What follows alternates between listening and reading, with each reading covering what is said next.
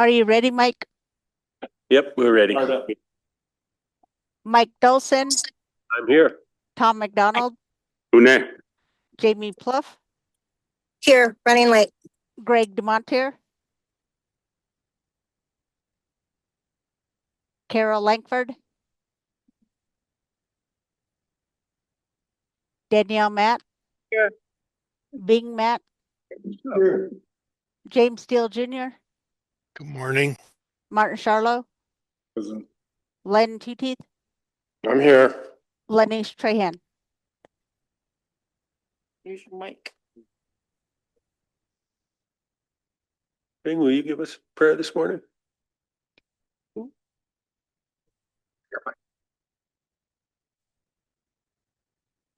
Lord, I'm still in Sudan. We thank you, Creator, for the blessings that you've given us. We thank you, Father, for giving those that has lost loved ones strength to deal with their losses, Father.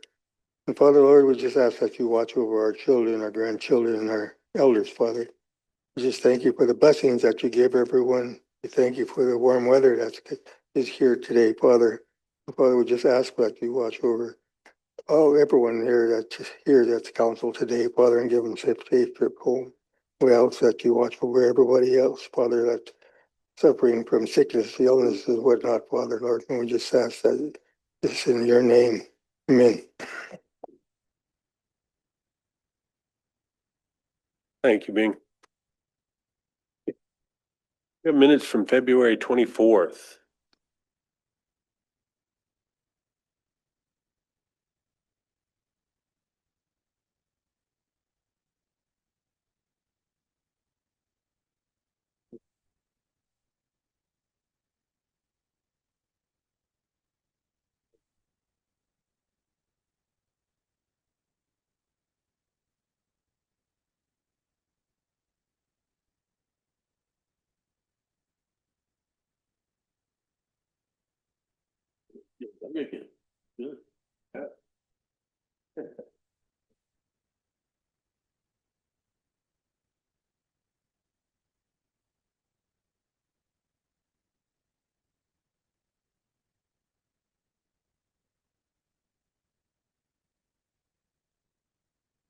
Mr. Chair, Go ahead.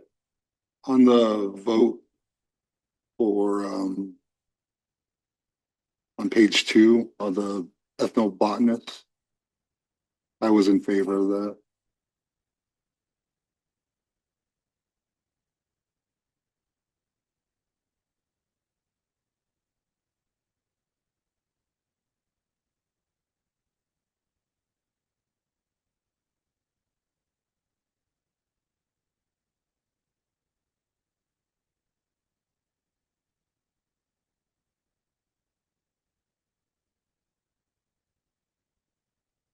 Motion to approve the minutes. Motion by Martin to approve the February 24th minutes with additions, corrections. Second by Greg. All in favor? We're unanimous. We have an agenda for today. Any additions to the agenda? I see we have 2 walk-ins. And then we put off approving the credit org chart last week. We need to get that in place since it's in the manual that we did approve. Tom? Martin? Question about that. An You look- advertisement from their department that is going to be eliminated in the new org chart, I think. What's going to be in? They're advertising for like an operational, something that's on the old org chart. They're advertising for that right now. If we approve this new org chart, that position goes away. So why are they advertising for that?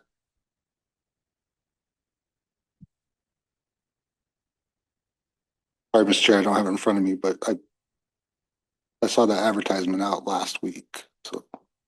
I did too. I did ask You're right. Mr. Spar about it, and I don't think I got a response.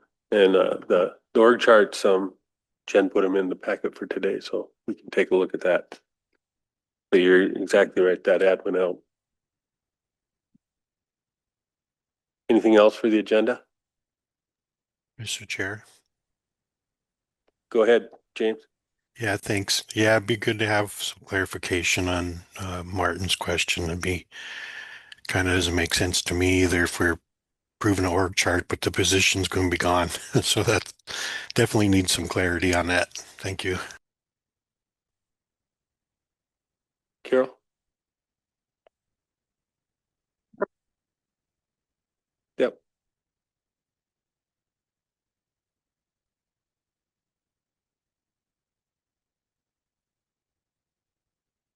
Yeah, if that's it, I'd welcome a motion to approve today's agenda. Motion by Tom. Second by Danielle. All in favor? We are unanimous. We'll go to our first walk-in.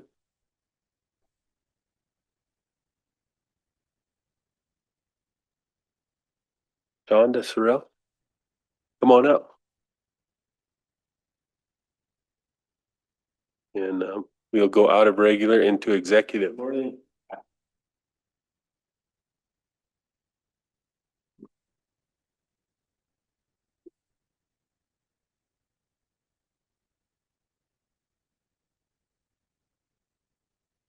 Invite Mr. Tasso in.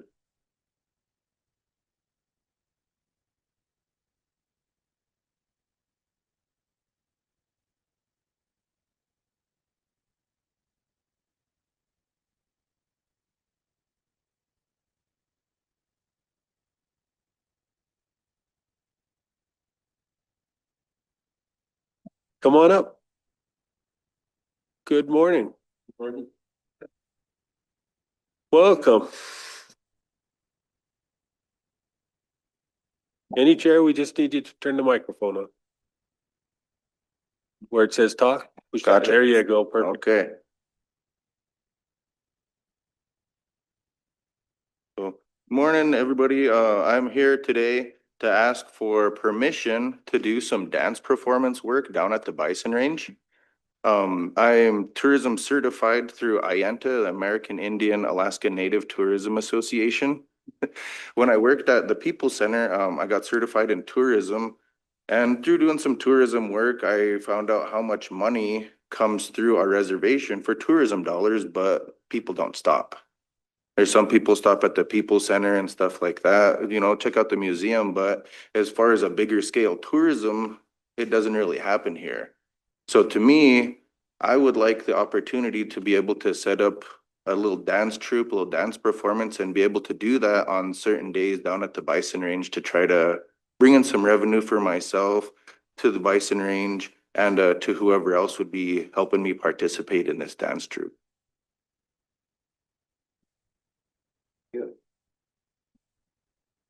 Yeah, fun fact, I went to a tourism conference in Butte and they told us there that Glacier National Park brings in revenue of $1 billion to the state of Montana annually.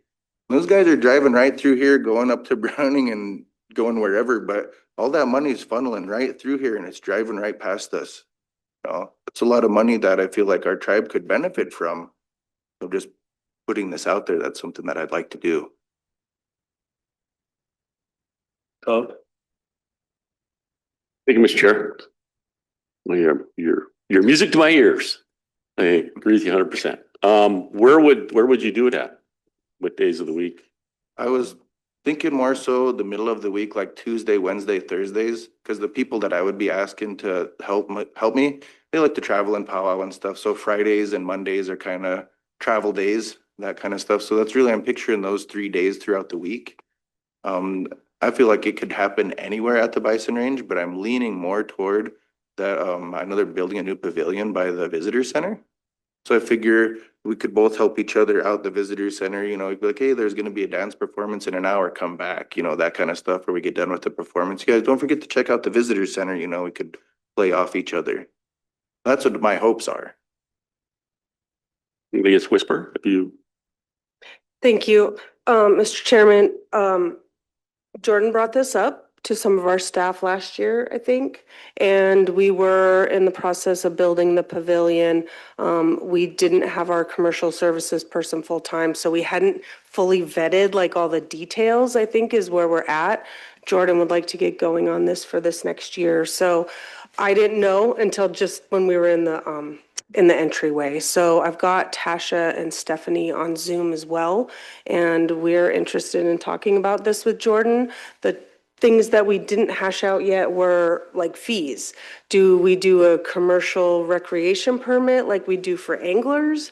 Or is it something just specific for the bison range? I asked him if he was going to try to do these exhibitions in other locations across the reservation, which would then maybe be the recreation commercial group use permit.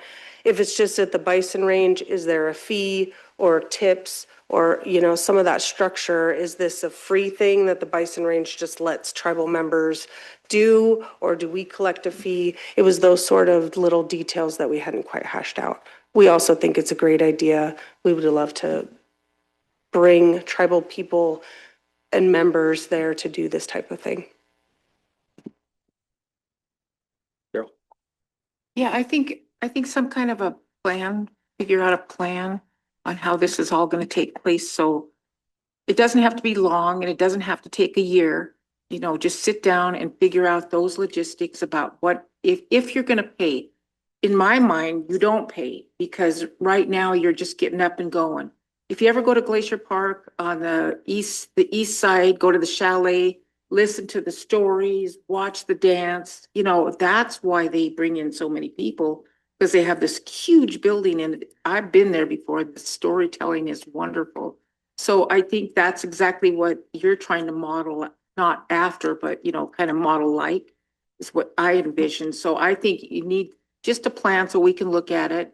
And hopefully we have ideas too, you know, we've been out in the country watching, seeing other things go on. So kind of assist you and guide you. But right at the beginning, I don't think it requires a pay. I think we need to let him get established. And then if he feels like, oh, wow, I'm really hauling in the bucks, you know, here. But I think you're also gonna guide the center down there to bring in people because you're going to be bringing them in. So I think it's an awesome opportunity. So yeah, I'm excited for you. What do you need from us, Whisper?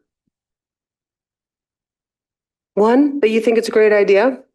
Two, that we're going to work this out in a brief amount of time. And Stephanie has her hand up, so I want to just give her a second.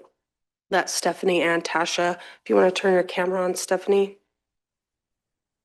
Go ahead, Stephanie. Pesquex Pesia.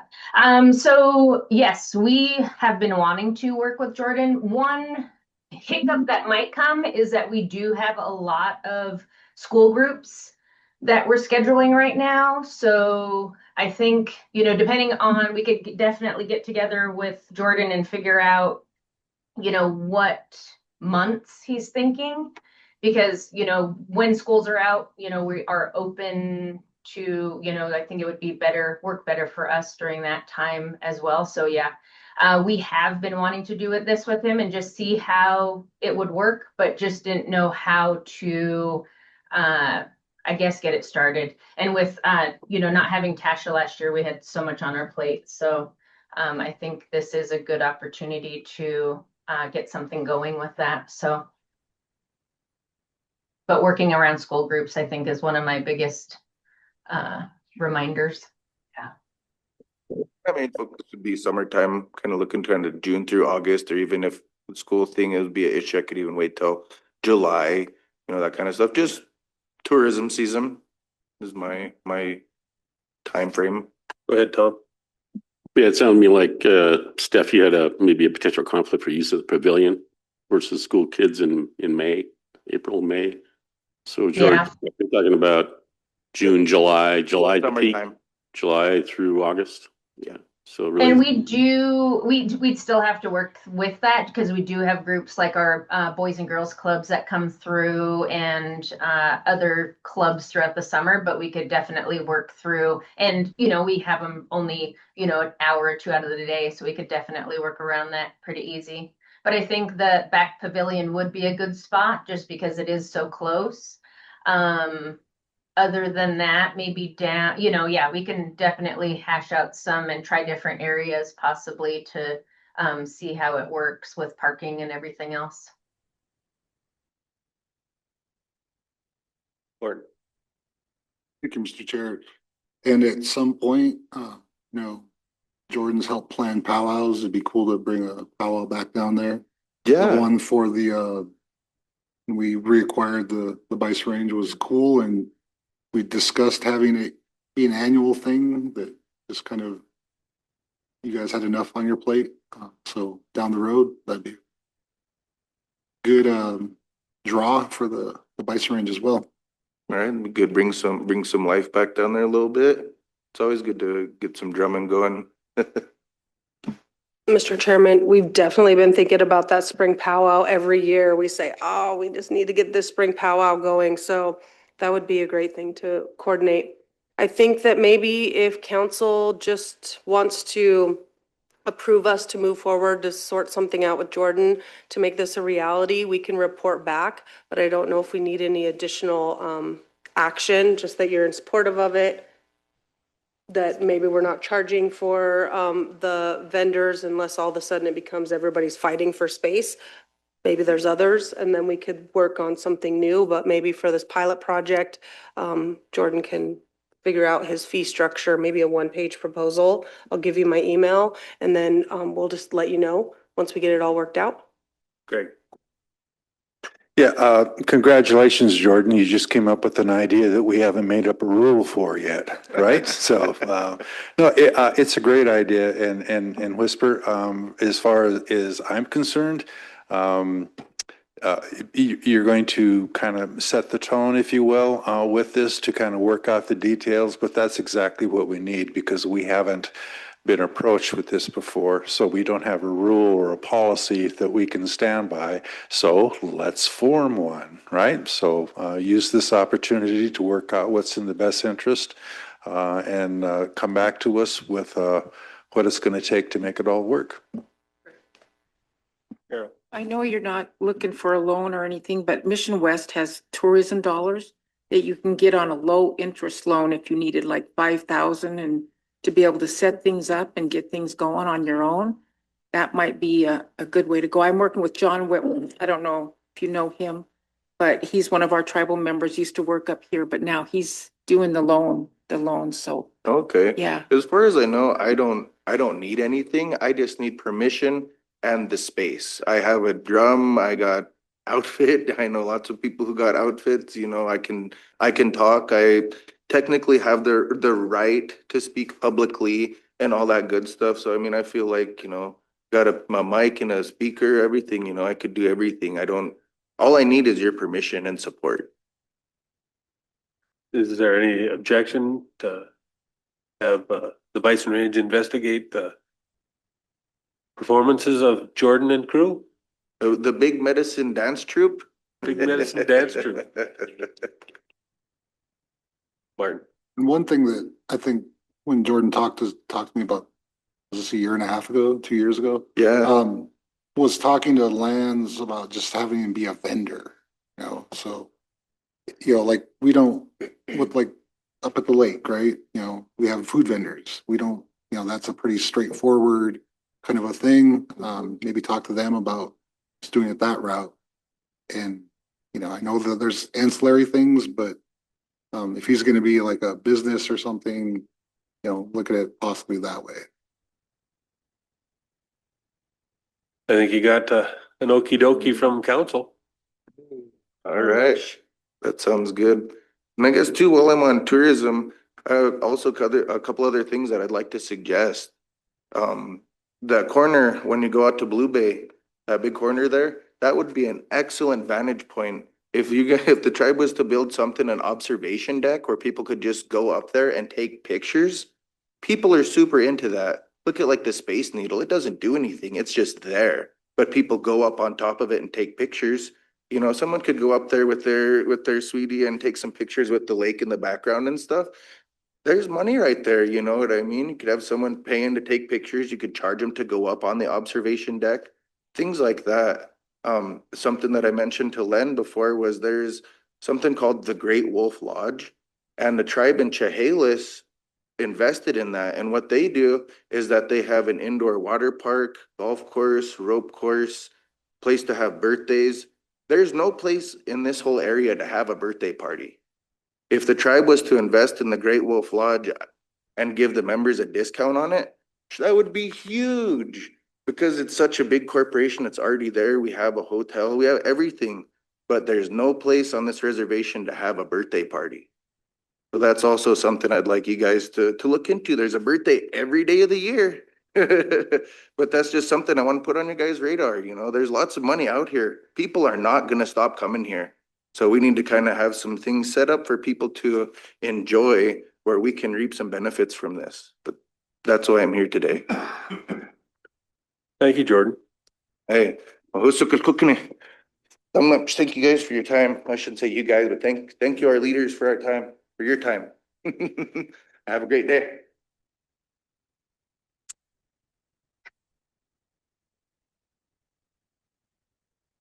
I think we'll move to our regular agenda before we come back to council.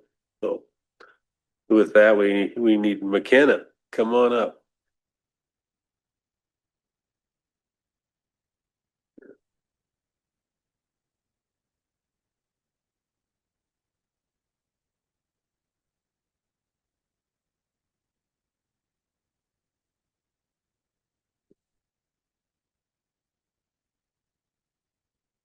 Good morning, good morning. Not yet.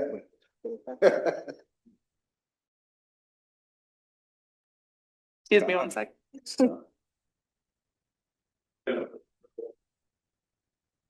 Nope, it'll run all the way to June 30th. Unless they really get you, I think it's 2015 we were deal. That's the only year we shut down fireworks. My kid hadn't promised we'd never do that again. Yeah, it's crazy. We had 4 fires last month. Yeah. February. Well, good morning, Mr. Chair and members of the council. My name is McKenna Andrews. I'm the Disaster and Emergency Services Coordinator for the tribes, located in the Natural Resources Department in Polson. I am joined today by Chauncey Means, Division Manager of Environmental Protection, and Ron Swaney of Division of Fire. I don't know the exact page number. Oh, I guess page number 2 of the agenda item today is my request that is multifaceted in nature. I put 3 requests on one page. So if we only have time for the first one, that is no problem. I'm happy to come back. But I initially wanted to come here today to introduce to you a grant opportunity for which we are really excited about the opportunity to apply. The name of the grant is the Montana Resiliency Fund, and it is offered through the state of Montana. These funds are set aside for this year. They were provided by the state of Montana at the end of last year. And these funds are meant to offer jurisdictions the opportunity to address a problem caused by a natural hazard. And so understandably, we have many natural hazards that we could use money for. This grant is not necessarily large per se. It's not $1 million. It's going to be less than 300,000. But we came together and decided to really focus on wildfire as our natural hazard and to brainstorm ways that we could approach trying to lessen the damage of the wildfire season. I believe I'm not alone in imagining that this season could be particularly challenging with the lack of snow and the much warmer temperatures than we are all used to. And so I worked together with my supervisor Chauncey and with Ron's team on discussing what would be a beneficial approach for a mitigation project. And Richard Fisher specifically suggested that we look into smoke detection cameras. I worked with Mission Valley Power as well recently because they would also like more mitigation efforts for the protection of their utility infrastructure across the reservation. And it was through a meeting with them and with the state of Montana that we learned about Northwestern Energy's mitigation efforts. In particular, I met with Shane Coleman, who is Ronan born and raised. He is on the mitigation team at Northwestern Energy, and he also used to work for the Division of Fire. And Shane Coleman introduced me to this system called Alert West. I had brought visuals today in case I could hook up, but it was a little bit last minute. I apologize for that. I am happy to share visuals if it would be useful for you in the future. But the Alert West website is publicly available as well. It's alertwest.org. And this camera system, initiated in California, has spread through the Western United States. These cameras offer 360-degree view of the surrounding 10-mile radius, but they offer 40x zoom capability, so they can zoom in quite far. Your typical smartphone has about 10x zoom compared to a 40x zoom. So these cameras are high quality. They have AI integration that can detect smoke plumes, and they also have infrared technology that can detect heat anomalies within that 10-mile radius at nighttime. The Alert West system has a 24/7 dispatch center in Chico, California, where their headquarters are. And this dispatch center is staffed by humans who review every detection coming through from the AI integration software.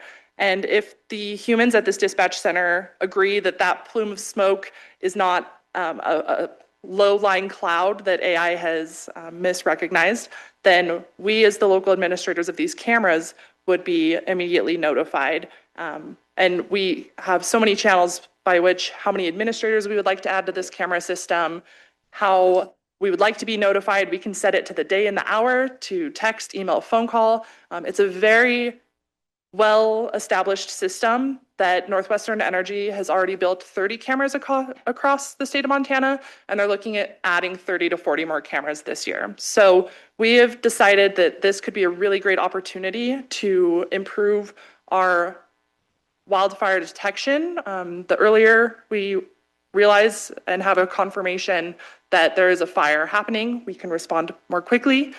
These cameras offer so many advantages to being able to monitor real-time data, such as any severe weather coming through. If there's a lightning strike that's caught on the camera, we would have the exact lat long of that strike. If there are wind changes, we would be able to visually see that very clearly through the smoke, the change in direction of how that smoke is moving. And so there's so many exciting opportunities for this camera system. With this grant that is coming, that we're hoping to apply for with your approval, we would be able to fund 3 years of these cameras in 3 different locations. We would like to prioritize Bazoo Lookout Tower in the northwestern corner of the reservation, which would give us a great vantage point into Sanders County, that section of Flathead County, the area in many ways of the reservation that's very dry, right? And then we would also ideally like to place cameras on Jetty Communications Tower, which would give us the vantage point of the entire east shore of the reservation up to Big Arm and Dayton on the west. We would have a little bit of a vantage point into Nirada, as well as most of the Mission Valley in between Polson and Ronan. And then the third camera we would like to fund would be in Pistol Creek at that communications tower, which would allow us to view the southern half of the reservation in the east, particularly still the Mission Range, as well as into Shaleep and a wonderful vantage point of the Bison Range, which is an extra benefit. So these are the activities we would like to pursue with this grant opportunity, and we are open to any questions you may have. So you'd be chasing every campfire? Go ahead, Tom. Thank you, Mr. Chair. Yeah, I'm familiar with the system. I saw it previewed at a ATNI conference actually a couple years ago. Great heads up type stuff. And I guess this would give Ron the opportunity to see how successful it is for the next 3 years before maybe he has to pick up the funding for it. I don't know. But what is the annual cost for this? Great question. So we would be looking at slightly different prices for year 1 compared to years 2 and 3, just because year 1 is purchasing the camera and the installation equipment, getting them installed. So for year 1, it would be roughly $90,000, just slightly over for establishing those 3 camera sites. And then the years after, the exact total is just under 50,000 for years 2 and 3. And this is all largely due to the incredible support, both of Division of Fire, but as well as the IT department here for CSKT, who are helping us install and maintain the cameras. So does it have recording capabilities, I'm assuming, and you can pull that out? Yes, so it'd be wonderful for reporting. We can see what the conditions are live, but we as administrators and whoever else we would set up for that access would have the ability to see the past 24 hours in video style with each of those still shots. And if we need further backup footage, we can work with Alert West. They said that they can make that available. Yeah, Mr. Chair, I'd make the motion to approve the resolution for the Disaster Emergency Services Program application to the Montana Resiliency Grant Fund. Establish the wildfire detection and monitoring capabilities on the reservation at the 3 sites mentioned. That's a heck of a motion, Tom. You know, I'm on a roll today, baby. Motion by Tom to approve pursuing the money for this grant. Second by Martin. Oh, second by Bing. All in favor? We're unanimous. Wonderful. Great. Yeah, what you want to do here, I think, is absolutely great. But I don't want to pass the opportunity here to say that we need to be mindful of the fact that we are applying through federal funds through the state of Montana. So I understand that the opportunity is there, and as long as it's there, there's nothing wrong with going after it. But I don't want to make a practice of not going straight to, as a tribe, to the federal agency for those types of funding and not get ourselves establish the practice, if you will, of having to apply to the state for those types of things. So but it has nothing to do with you. It has everything to do with us up here and how we approach FEMA. Absolutely. And thank you, Councilmember Dumontier, for bringing that up. I can actually clarify that this is a very particular grant opportunity that I checked with Montana Disaster and Emergency Services, who is the official sponsor of this grant. I wanted to fully understand whether it was officially federal monies, and they told me that no, this is a Gianforte initiative for a Montana Resiliency Fund overall for the state, and these are funds specifically for a mitigation project for the next few years. And so I do not know if this opportunity will come again, and that is why we were jumping on it. I specifically spoke with Lake County, Flathead County, and Sanders County, and none of those 3 counties are applying for these funds. So I do think hopefully that also gives us an advantage for this area, for the committee who's reviewing the funds, for reviewing the applications. But as far as I'm aware, it's not officially FEMA funded or federally funded in any way. And the funds that thus far that I've seen are available from FEMA are really, if a disaster happens, then they will come to our aid. I have not yet seen much funding for proactiveness. Martin. Sorry, what's the lifespan of these cameras? Great question. The lifespan roughly for most technology is 10 years in length before you're looking at upgrades that are worth your while, just depending on the advancement of technology. But I can say that Alert West, they typically view a lifespan before they're assessing how the cameras are doing as 5 years. But as far as the technical capabilities of these cameras, Alert West has disclosed that they rarely have to even check on these cameras once a year, that the troubleshooting is very minimal. And the brand of cameras that they use is something that our IT department is very familiar with and already uses frequently for their other needs. Martin. And always with AI, who controls the data from these cameras? Like, is it ours? Can other people access it? Does the AI analyze it and, they have it housed somewhere else? Who's the parent company for the AI?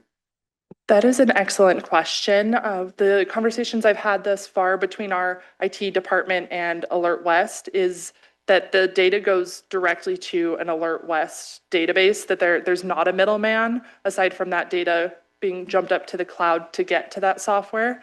So that is my understanding, is that Northwestern Energy has worked with this company for some time now and they feel that it is secure. But one other really great benefit of this software is that while the Alert West website is public facing and any member of the community can view what we make available through the view of these cameras, we as administrators are the only ones who have the power to do the 40x zoom and to face the cameras in the way that we want, as well as these cameras have a pixelated feature in which if there's any buildings that can be zoomed into, the structures are automatically pixelated. And if there are any areas of concern, we can also work with Alert West to pixelate. So just to give you an idea of the type of privacy and considerations in regards to making sure that this data is protected, but I am happy to follow up further with Alert West before we officially move forward if you need further clarification. I'm good. Just AI is here and we're gonna be obsolete here pretty soon. Good job. So, yeah, this one right here, this is on it. So 0.6 has got a camera and we had it, they alerted us to that and let us work with it last year and it was detecting fires like, Val Slough and some others showed up. We'd get an email and a text that we had a fire and where the location was. So it was kind of interesting. And so it was up on Fisher's wall constantly on his camera, on his TV. So we can put these up in dispatch. And if we get a report of a fire, we can zoom into that location and give us a lot of good intel quickly and help form the response. I think it's going to be a great tool. You know, Highway 28, mile marker 39 outside of Elmo. If we get a fire there, I'm wanting to run retardant, and that picture would give us the authority to go ahead and run retardant if it is necessary. So I think it's going to be a great tool. And as these kids get used to using this tool and we see how to manipulate and use that technology, I think it's going to be a benefit for this program, large benefit. We often have trespassers up in that Bazoo, that northwest corner. Can we watch for trespassers with these cameras? That is a great question. I actually received that question recently and I need to follow up with Alert West to better understand how well the cameras offer a view of the immediate ground below, because a lot of these cameras are pointed so skyward facing more so, you know, to really track the mountain ranges and the valleys. But I would imagine there's a possibility. It'll be interesting to see, but I can follow up on that further as well. A 40 power camera can see a lot. It can see a lot, absolutely. Thank you, McKenna. Thank you. Sorry, I'm just going through so as administrators, you'll have access to all these other cameras as well, or just our own? Just the cameras we sponsor. And within the administrative backside of the systems, it keeps track of every single administrator who has moved the camera slightly, who has zoomed in. So there is also record keeping of any administrator's actions on the 3 cameras we would have access over. It's a really cool system. And for those of you who use Watch Duty, Alert West is working on integrating into Watch Duty. So the cameras would also be available through that interface, which is just kind of a one-stop shop, which is really nice. I like Martin's question. Can we get it on our phone? I've pulled it up on my phone, yes, but especially with the Watch Duty app, that'll make it a little bit probably more mobile friendly. Great questions. Anything else? Well, thank you, McKenna. Thank you. You're on. Thank you, Council.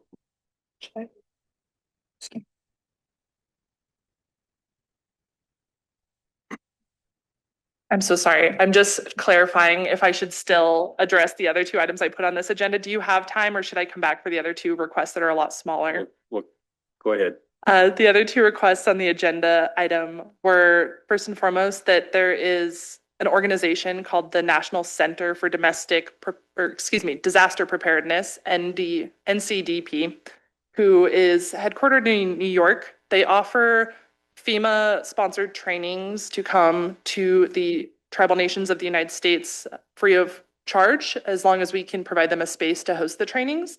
And I've been working with the staff at NCDP, who I met at a conference last year that most of the Natural Resources Department attended.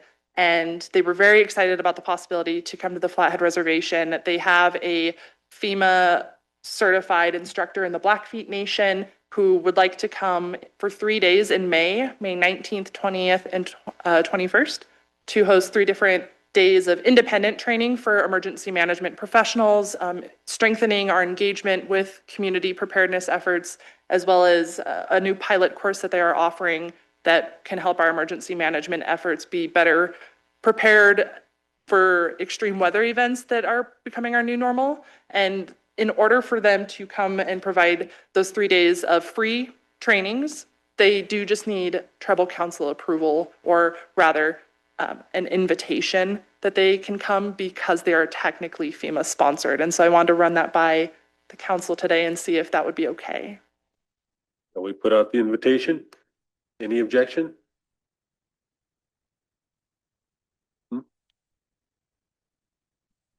I think we can do it with just consensus. Don't see any objection to putting out a letter inviting them.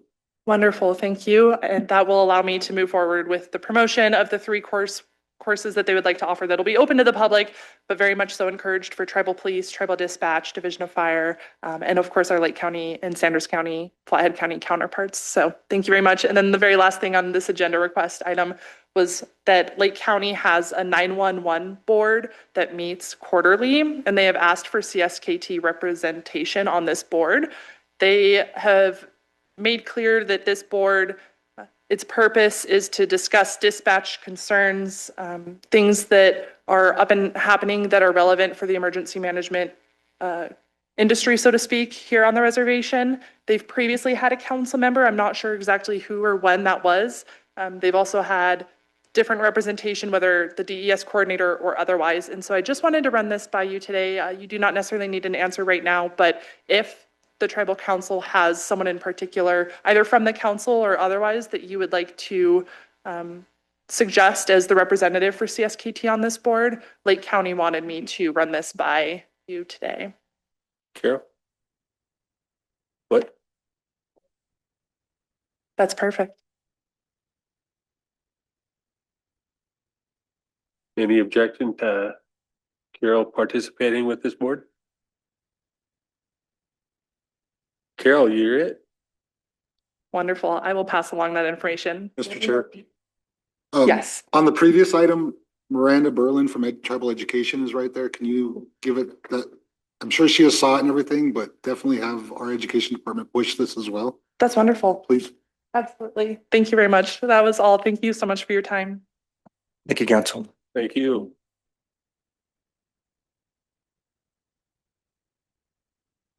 If you could tell about the little meeting yesterday.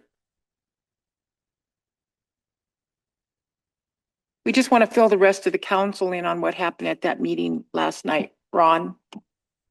Let's see if Ron is still in the room. Yes. Do you want to summarize? Go ahead. Well, wonderful. We were very thankful last night at the Division of Fire to have the presence of Chairman Dolson, Councilmember Dumontier and Councilmember Langford join us, as well as the leadership of the Lake County Fire Association. Ron Swaney was there, as well as Robert McCrae from Division of Fire. And we had a very fruitful discussion about the memorandum that was introduced at the Lake County Fire Association meeting in October of last year that was authored by James Raymond of Lake County. And that came as a surprise to truly everyone in the Lake County Fire Association meeting. But for those of you who might remember when Mr. Brian Umpton came to introduce that memorandum, it was pretty heavily emphasizing that the volunteer fire departments on the reservation do not have the obligation to respond to trust land. And what has transpired from that memorandum being introduced are really 2 different issues. There's this memorandum that has been posed supposedly based off of research from Mr. Raymond. And then the other issue at hand is that these fire departments are struggling financially. And there's, in some departments, not necessarily all, some bad blood that is brewing because they have this need for support financially, and they want to ask the tribes for help, but they haven't been sure how to do so at this time until these conversations have come together. So last night was a chance to really get tribal council in the room with the fire association to just air out some of the challenges that they have been facing. And I will say in a nutshell, it sounds like the way we would like to move forward is understandably the council has requested more of a specific list of the unmet needs of those fire departments and ways that we can collaborate further, whether they are already working on grants that we could support them on, or if there are opportunities we can further work together, as well as a chance to meet again, maybe after the next fire association meeting in April. Please jump in.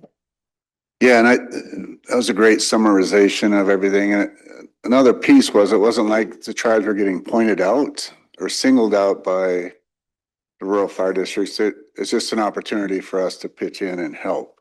I think the other communities are hoping to get some support from as well, members of the community, but just looking at the tribe in specific to see if there's something we can do. And the tribe has done a lot for the Lake County Fire Association. They have, and they recognize that. And that wasn't the issue. The issue is, something that's more sustainable that they could rely on that would help them, as CBAs or equipment or things that they could equip their people with when they respond to fires, whether they're tribal or non-tribal, it really didn't matter. If a fire goes, every one of those rural fire districts will be there. And they've demonstrated that. It's just how to get them some support, whether it's Jaws of Life for the crash or SCBAs to go in your house and help put it out, or what it's going to look like. So it was a great discussion. I think we had some discussion about what are some solutions. I felt like we're going forward with some idea of where we want to go. We're going to have a follow-up meeting in April. Probably the same group, and talk about, because we have an April Fire Association meeting, and hopefully at that point we'll get some more clarity to this issue. And I think, Carol, you were talking about perhaps attending the next Lake County meeting. So, we meet quarterly with this group and have these discussions. And it's a great group that we work with. I really appreciated council being there. And I think it was the right people in the room for us to move forward. It was very positive, I felt. Go ahead, Carol. We've got not only tribal members, but non-members that are on these fire departments, and there's safety issues. And, you think about what happened in New York when the buildings came down, towers came down, and all the sickness and everything else that's going on. We can prevent that. So, oh yeah, Carol Langford is here to do a fundraiser. So I'm going to be planning a fundraiser probably this fall, a fireman's ball or something. And I need every person in this whole organization, corporations, everybody to step up and say, let's do this for our community. And it's not just for non-Indians, it's for everybody, because we're a community. So I'm doing some planning in my head. I'm going to make this happen. So, and I need the other two ladies on the council to help me do a ball. Nobody, okay, somebody's shaking their head, good. Go ahead, Ron. But I'm pretty excited about this. I think it doesn't have to be a ball. It just needs to be something that we can show the community that, hey, we're doing our part. You guys need to step up and do yours, so. I think it's going to be valuable for us, honestly, for the relationship going forward. I think it's going to be beneficial, Carol. Go ahead, Len. Thank you, Mr. Chairman. I remember years ago, when we were discussing our financial donation to the Arley ambulance. And at that time, it was brought to our attention that through tribal health, there was a mechanism in place where tribal health was able to provide donations to emergency services. And so I just wanted to let you know I think that's be a good opportunity, because I think there was a substantial amount in that budget that we were able to help. If I remember right, with Arley Ambulance, we contributed 50,000 at that time. So anyway, FYI. It's good info. And so McKenna is going to be point on this, and we'll be around supporting, but she's done a lot of work in the last month or so on this issue, and it's been very beneficial, I think, for the tribes and for the whole res, really. One of the things I noted in the meeting was that we as a tribe or the BIA have no resources for structural fires on our reservation. I thought that was truly interesting. We don't have any resources for structural types of fire. So, Tom, go ahead. Yeah, thank you, Mr. Chair. The folks down in California kind of figured this out a while ago. But you know, when you have structures out in the rural countryside in the forest, there should be building standards. There should be the consideration of what it takes to get somebody there to put out that fire. But the building, the construction standards, the safety zones, and that's really what's missing, you know, here. We've challenged the Missoula County Commissioners to deal with it down there. But, you know, it's like, is it my fault that you built your house out of straw bale up in the forest, you know? No, it's not. That's individual's fault. And should I bear that cost to help suppress a fire or put his house out when he shouldn't have built there in the first place or built with those materials? And that ignorance is really part of the problem. And for those folks that are courageous enough to go run into the fire and put it out, structure fire, wildfire, whatever it is, they have my greatest admiration. But it's what caused that fire and how easy to put it out. Is it something we can do that's preventative? And so that urban interface stuff is great that you guys have been working on, but we need to have construction standards and codes in our rural landscape, and it has to be done by us for our structures on our tribal land, and the counties need to do the same thing. You know, that's one of the first things to reduce that cost for insurance, increase the probability that the fire suppression activity will be successful if they're engaged, and you know, just makes it less stressful for the homeowner. And if it starts there, it doesn't spread out to our properties as it fans out from that house. So, you know, this time of year, you know, these are all man-caused fires this time of year, right? So, you know, how can that be prevented? You know, what's that landowner doing at that homestead or that piece of remote landscape? But, you know, for me, when I lived out in the country, I didn't count on anybody coming and put out my fire. It was going to be all about me and what I could do. So I know, I'm sure Greg has his own program for up where he lives, but, you know, you can count on somebody to get there in time. I don't know. It's just like, how can you dummy proof your own landscape to make sure that you don't have a fire that burns down your house? But anyway, that should be part of the discussion for the rural guys is hey, put pressure on the county to have building codes. Don't build on a slope greater than 20%. Don't do this, don't do that. You know, just simple things. Good. Danielle. Excellent perspective. I think there are many people who wonder, why did this come about? Like, where did this memorandum come from? Where are these concerns popping up also suddenly?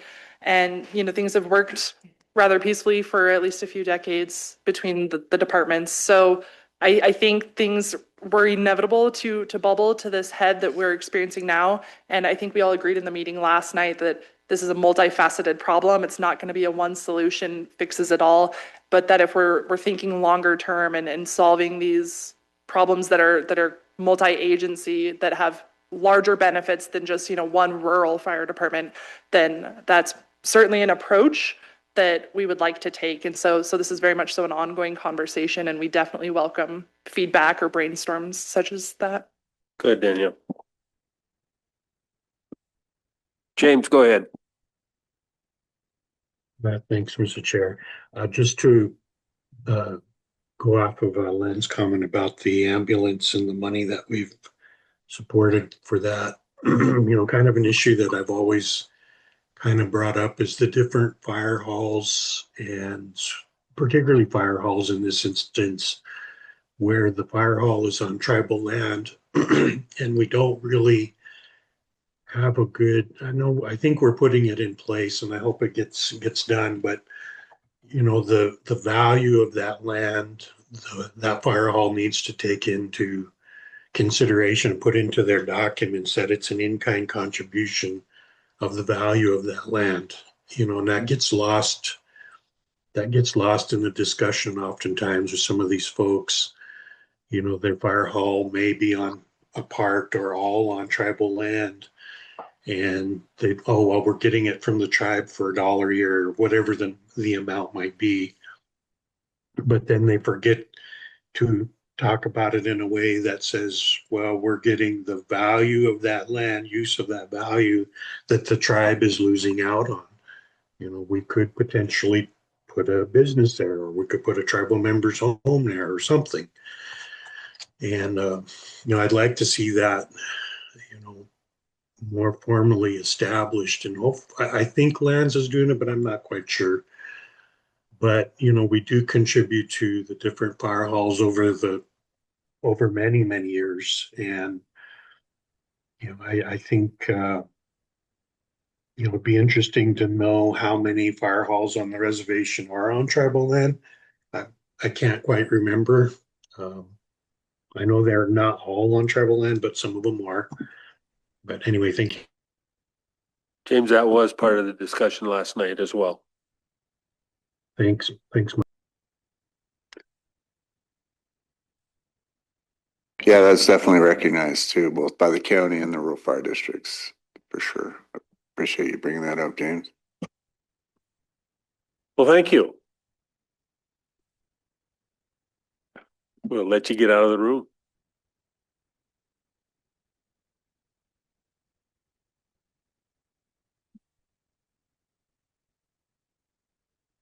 Got Whisper coming to see us again. Good. Come on up.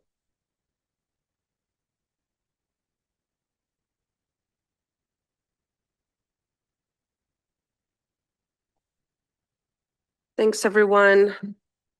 Even though it's kind of a sensitive topic today, we think we should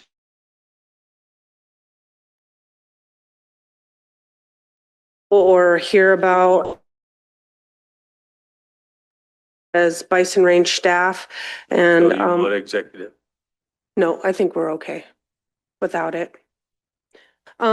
We would like to send a letter to the bison producers who purchased our bison last year from the annual capture at the Bison Range to let them know that a new virus has been detected in the herd. Last year, that's the letter that's on page 9. We'll explain it a little bit, and I know that you've had the summary for a little while. Rich sent it out earlier, and we have it in your packet. The virus is called Mycoplasma bovis, often abbreviated to M. bovis, but not to be confused with Mycobacterium bovis, which is a different but similar type of virus. So for all of what we're talking about, it's a little bit less serious, but still has a lot of unknowns associated with it. Our membership with the Intertribal Buffalo Council led their staff to identify our tribe and our herd as a place to come and ask to come last year to do some opportunistic testing for M. bovis. They were doing multiple herds last year. They reached out to the staff. We were doing the capture and we said, yeah, that's great. Some free testing on something that we don't test for. The Fish and Wildlife Service last tested in 2013 and 2014. At that time, it was not identified in the herd or shown to be here. We don't know when this popped up because 2025 was the first time we tested because we didn't have any indications. The bison during the capture looked very healthy. And when we sell these bison in that auction, we have put our contracts through legal, and we do say that the animals are healthy appearing individuals, and it is incumbent upon the person who purchases them to do any additional testing before incorporating them into their personal herds. Some people that buy those bison also just buy them to eat them, but the fact that we have such a stellar genetic herd, most people are buying them to incorporate into their own herd. So we'll be reaching out to all those folks as soon as you give us that approval and letting them know.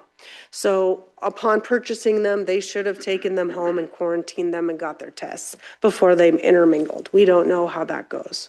M. bovis is a pneumonia type of respiratory virus. It causes some, joint issues, other issues that you can see there. Maybe I'll let Shannon talk about those in just a minute, what was tested positive. They tested 79 animals opportunistically as they came through the chutes. They have long Q-tips that they put inside their nasals and swab those and then put them in a little container to take back and test. Those tests were sent to South Dakota State University and then Colorado State. When you get a positive, they send it to an additional test to make sure with a PCR test.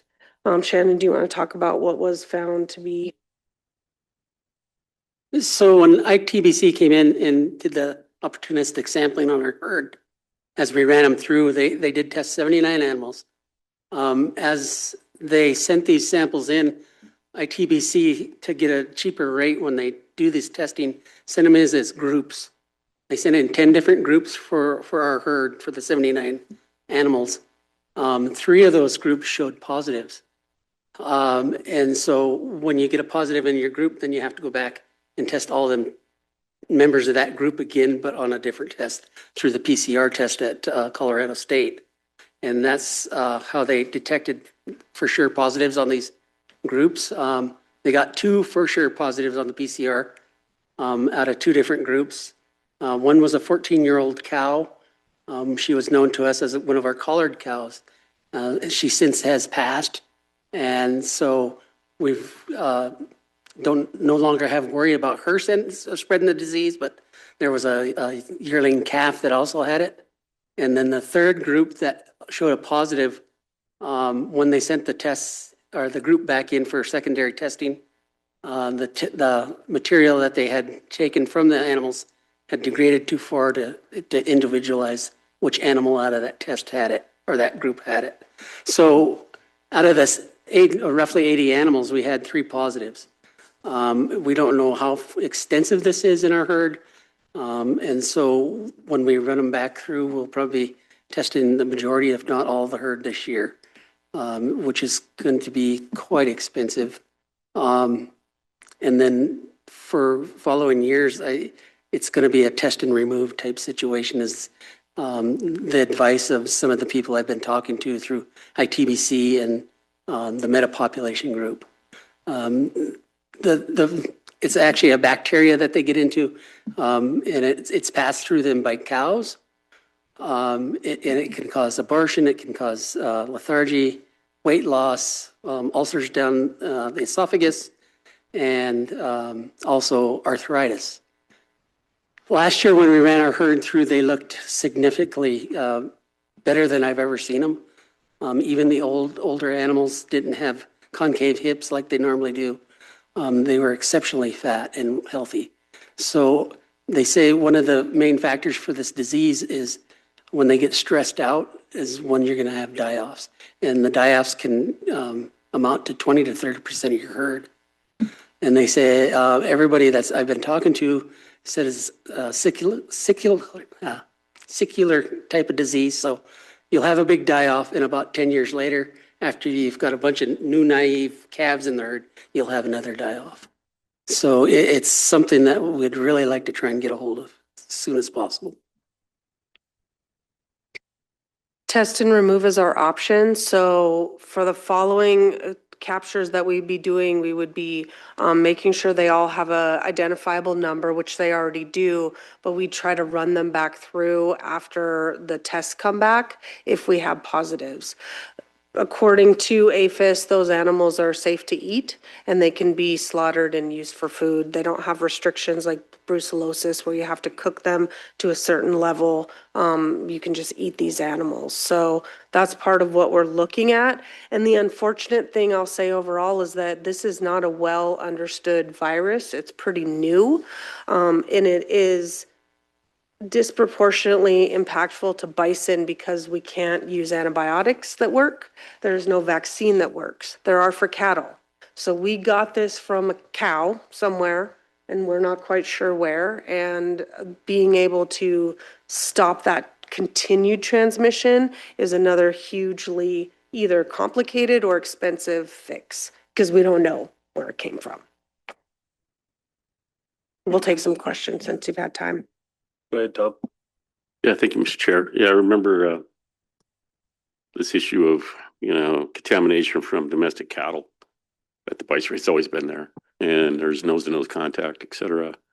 So it's always been worrisome. And then when this came out and showing the amount of let's say severity in the bison, it was, they're saying, well, hey, all you bison producers are going to lose about 30% of your production. And so, ITBC was really deeply concerned about it. So I guess it's a two-pronged thing. One first thing is to identify the animals that are carrying it, remove them from it, but then we need to secure the boundary. And I don't know what we do with that damn ditch, but or the creek, but that's another pathway. So it's easy for me to think about, we can put a little electric fence around the exterior perimeter and keep, nose-to-nose contact from happening. But the water conveyance is a different issue. And so that means that Mission Creek gets fenced off and we have to deter the movement of the irrigation water through the bison range. So I don't know what your plans are for that, but at least that's what I always thought we would end up having to do. Yeah, we've been kind of kicking that ideas around also. Double fencing has been brought up. That's got its own problems in certain parts of the range. If you double fence, a lot of that fence is right next to the road. So we're going to have to move our road bed over to get that double fence in there. We do have some shared water resources. Sabine Creek is one of the main ones, where they can drink into a running creek, but it's also a small creek, to where the bacteria would actually kind of stay intact and not get washed out, with the big amounts like Mission Creek runs through it. The main problem is they still don't know how it's passed. They don't know if it's aerosol, nose to nose, or it's shared water resources. It's still kind of an unknown. And testing is going on. And I've been in contact with our vet that handled the animals last year. And she's one of the ones that has been researching it through Turner's herd and other herds. And it's still a big unknown to everybody. So we're kind of along for the ride for now. Shannon, how much of our perimeter is that we don't own right now, the adjacent lands? Boy, the largest piece is probably on the east side, which would be Powell's. And he's probably got the largest herd of And if we cattle. were to say there was a herd it probably came from, it'd probably be his herd. Yeah, it's hard to say. Hard to say. I mean, I'm just saying that. Because there's another herd on the north end that's large too. Yeah, okay. And then, Is there any way we can work with those cattle producers to do testing there? maybe. The problem with the cattle is that they buy them at the sales and you never know where they're coming from and they don't know what they're carrying with them. And they do have vaccinations for cows, which are ineffective for bison. But yeah, we could definitely get out there and try and work with them and see what we could do with that. Testing wise, ask them if they've been tested for M. bovis or try and figure out what they've done in the past and what they're doing now. And if there's any way we could work something out with a double fence line or something.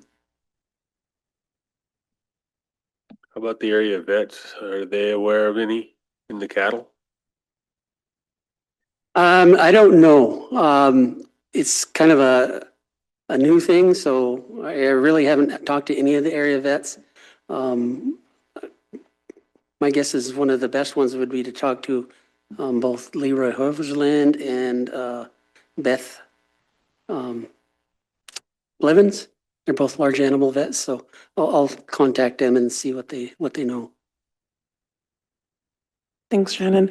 I will just add, one of the first things we did when we discovered the detection was to see whether or not this is something that is watched nationally or registered, outbreaks of, and because there is a vaccine that's fairly effective in cattle, it's not something that's reported to Department of Livestock or, not DHRD, Department of Health and USDA. Human- Oh, Yeah, it's not something that USDA tracks because it's something that's pretty curable and preventable in, in livestock herds, cattle herds, but it is something that, yeah, is really difficult to, eradicate or prevent, or there is no vaccine for bison. So that's why it's hard to track, because it's not really required for people to report if they have an outbreak. Mr. Chair, I think that's kind of my point. It's easy to vaccine the cattle herd, the contained herd. It's always been that way. We can always manage really domesticated livestock. It's semi-wild, like the bison range, buffalo, or other things like that, where it's hard to manage. Like, we can't capture every elk in Montana and treat it for brucellosis, but we can capture every cattle in Montana and give it a shot for brucellosis. So it's like, can we hit it a different way? I'd be interested in knowing what the perimeter is as far as land ownership, maybe conservation easements or something, so we can work outside of the fence versus inside of the fence. I think that's the way we should go. And then the little creek. The creek is a hard one. That's a hard one. And then the ditch, because I think once you pull the water out of Mission Creek, it changes the dynamics of that ditch water and how it moves things. So I don't know if we just eliminate that ditch or what. The ditch's source is on the bison range. It doesn't pull out of there until the range. Pulls out of Mission Creek. Yeah. That's my point. Yeah. So Mission Creek, it might be harder to drink water out of Mission Creek and get it, but once it's pulled out into that really slow, stagnant, production and ditch, the temperature goes up, things change. To me, the water chemistry changes once you turn it into a ditch. I have a quick note about H Canal. We have been trying to work with irrigation. We were on the list and then we got kind of bumped down the list. So there is the intent to turn that into a buried pipe and get the people down that need to access that closer to the river, a pivot. I don't know all the language for irrigation, sorry, but they are looking at closing that ditch and putting that in a pipe. And we'll let them know that if there's some ability for them to expedite that, that would be helpful to us for disease transmission. The other quick thing is that we don't know how long this has been in the herd. Maybe we're already hit the peak and we're on one of the down troughs because it has been so many years. So I guess doing our trapping next year, we'll try to get an idea there as to if we've had more infections or if they're about the same. And then lastly, Peter Bagoni's been looking at range condition, and there's a lot of work that we're doing to combat weeds and increase forage on the range. And so a little bit smaller herd at this point would be beneficial for the fact that we have a lot of vegetation manipulation going on. Not that we want to lose any bison, but if we have that, it will not be like a detriment to our herd. They can build back up and might assist with some range condition. Yeah, Mr. Chair. It's showing up in the calf. Isn't that kind of unique in a way? I mean, is that an indicator of anything? Well, that it's an indicator that it's going to hit the naive animals. So it's a new calf that doesn't have a resistance to anything. And that's kind of what I've been hearing is, you'll have that big lag time, and after the disease hits the older animals once, they build up a resistance to it and remain living, but they still shed that disease. So when you get enough naive calves through the system, then it comes back again and whacks them hard again. Do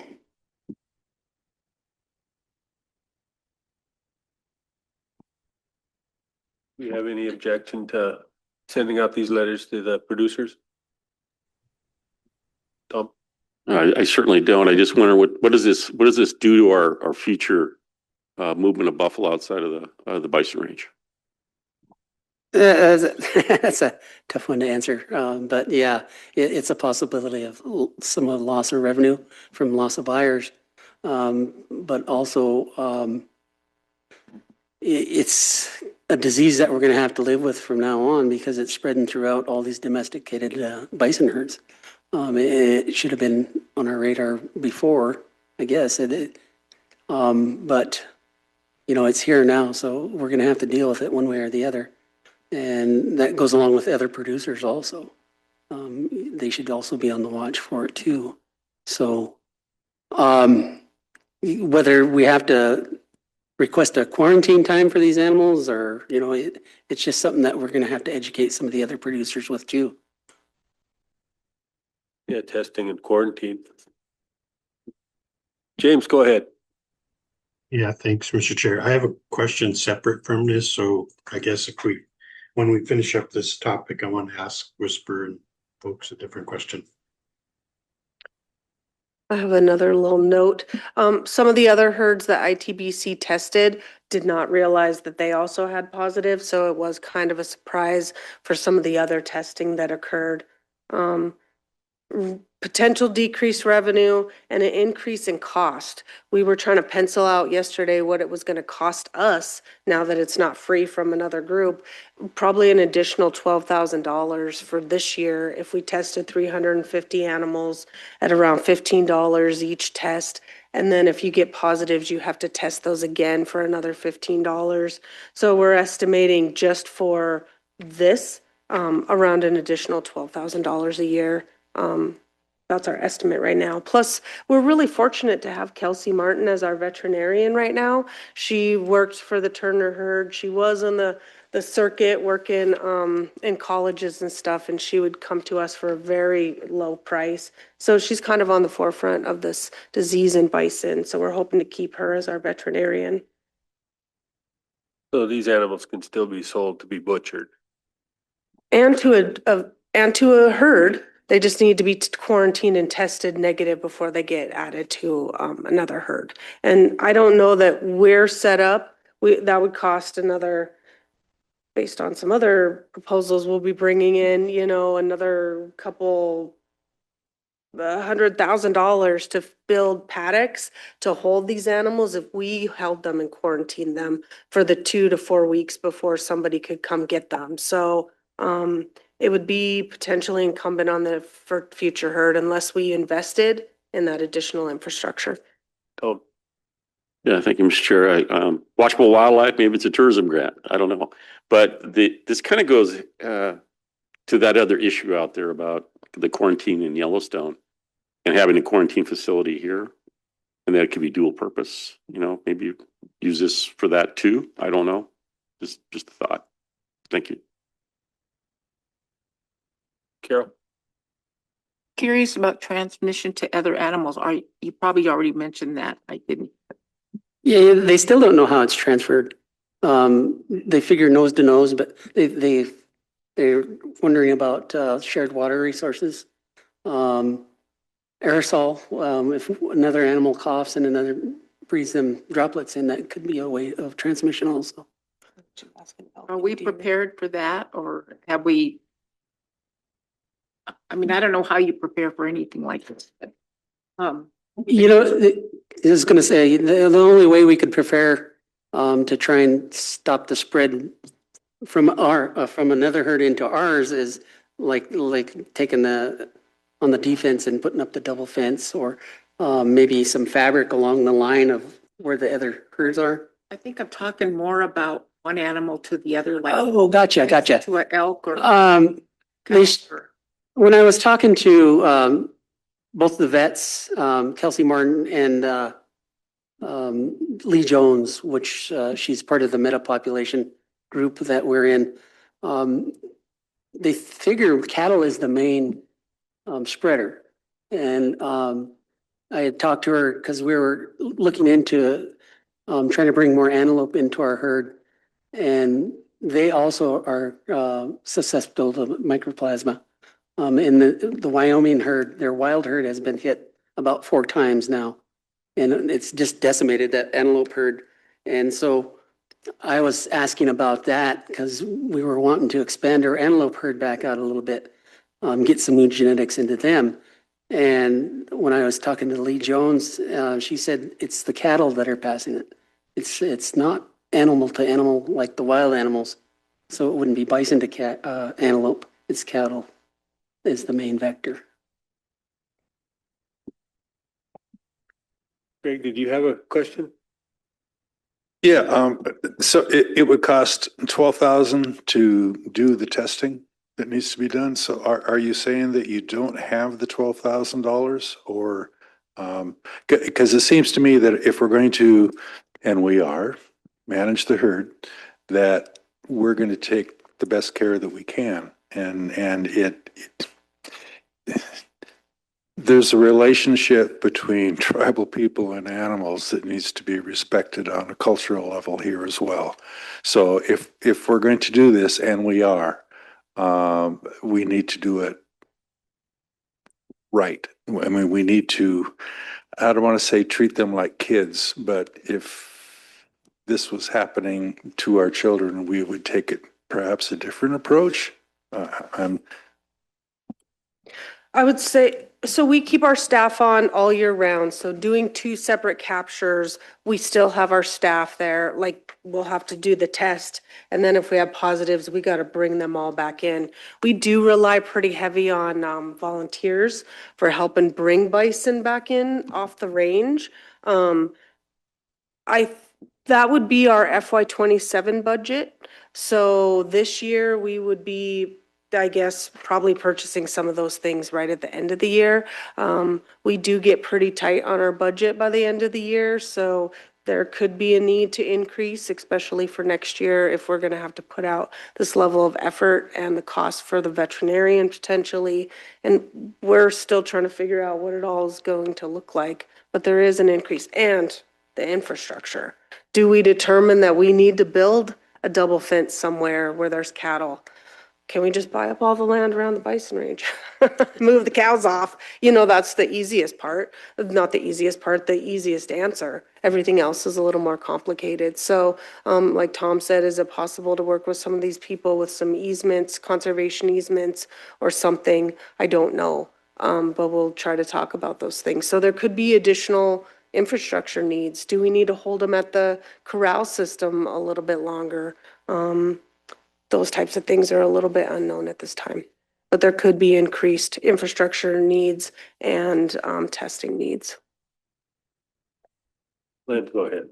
Thank you, Mr. Chairman. Yeah, that was kind of my question. And so do we have to test them every year? And if we do, are we able just to do random sample testing, or do we test the whole herd? And how many do we have? Start with the number, we've got approximately 350 animals. We were up around 400 before last year, and we pared it down pretty hard. So the first year we're anticipating testing the majority of the herd, either whether that's out in the field or through the corral system. And it kind of depends on what we get for severity of the disease throughout the herd. If we could get a good bite on it the first couple of years, I think our costs will go down a little bit and we could start doing some random testing at that point. But it's going to be a few years before we could do that. Just out of curiosity, so how did we know about this? Did we do a test? Did we see some sick bison out there? Did we lose a bison or? Yeah, we're constantly having natural death out there. We usually lose about 10 to 15 animals a year throughout the 10 to 15 a year throughout the year since we have such an aged group. They live anywhere from into their mid-20s, or on down. But the testing came about us through ITBC, and they were doing some opportunistic testing on herds around the United States. And we said, yeah, since we weren't testing for it, they came in and tested for it. It was kind of a expensive testing system. So the word has been out there about mycoplasma, but it hasn't kind of sunken into us being susceptible to it, I guess, even though we're kind of a high risk herd with the cattle around us. Do we know if any other tribes that are managing bison detected this in their herds? ITBC said we're not the only herd that was surprised. Montana? Yeah. I don't know if it was Montana or nationwide. Okay. She didn't specify. Okay. Thank you. That's all I had, Mr. Chairman. Yeah, just the one thing that reminds me of ITBC. So they're a quasi federal agency. They were the first time we made that jump from a nonprofit and got federal funding into it. So, I think we should always put the pressure on them to support this testing because this is at the forefront and something that they should help fund. So, with the longevity, especially for Indian tribes with herds. I mean, that's what they're all about. So I can also ask the metapopulation group if there's any possible help there too.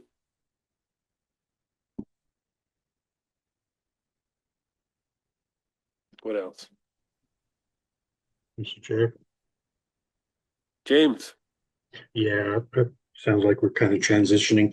I wanted to ask the staff about, specifically about deer and, the overabundance of deer particularly. It seems like on any given day, I could drive between Mission Dam and town and run into, maybe 100 deer. And I've had at least 3, maybe 4 deer in the yard that have been hit by cars. Everybody needs to save 2 seconds to get to the store at Rod's from Mission Dam.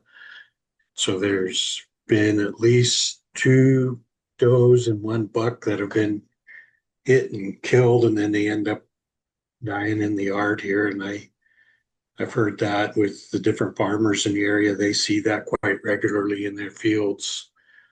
How do we, what is the, how do you evaluate or assess the deer population in the valleys here?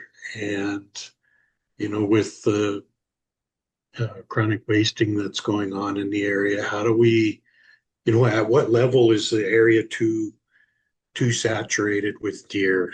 What does that threshold look like? And what do we do about it? I know some of this is rhetorical. I know you've all probably discussed this, but what are those talks look like? What do we do when it's overabundant of particular species, particularly in this, my question here with the deer?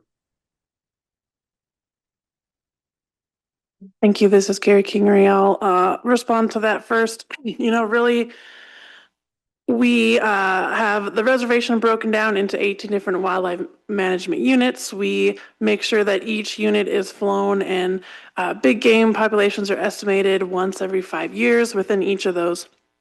And so we do have pretty good, for most representation on the reservation, good long-term data sets for that for each species. One of the mechanisms, one of the things you asked, what are the mechanisms to kind of managing some of when you do have large densities of big game in certain areas. Really, our program's not set up to really help mitigate or manage populations. Really, in order to get at that, you're looking at closing male harvest and having more doe harvest or cow harvests of elk in certain areas to reduce populations or to kind of see to manipulate the trend.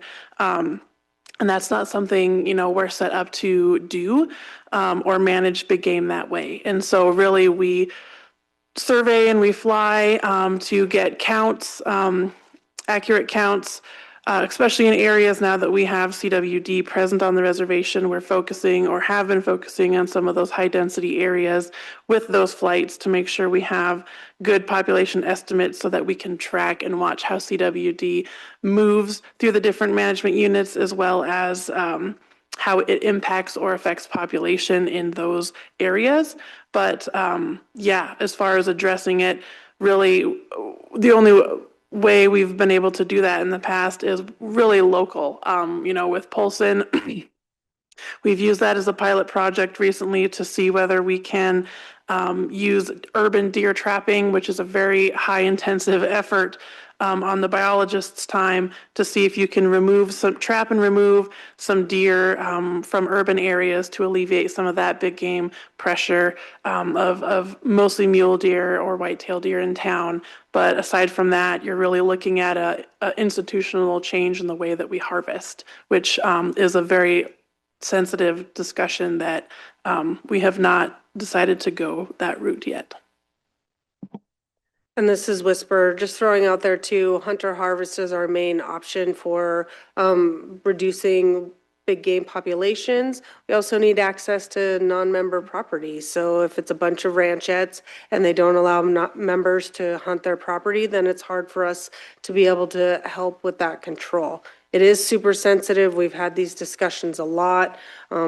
Non-member private landowners want kill tags. They want us to provide them 50 licenses to kill all the deer and elk on their property. And that is not the model that the tribes are exercising through our treaty rights. So it's close proximity to houses when in that rural setting, so safety in hunting.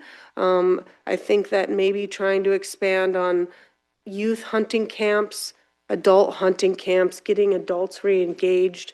Stephanie and one of our game wardens went to do some of the archery in the school trainings, probably trying to build up our archers in the field where you could hunt in close proximity to other houses. It's a larger systemic challenge in building up our local tribal hunters to more than we have and trying to look at utilizing maybe archery a little bit more.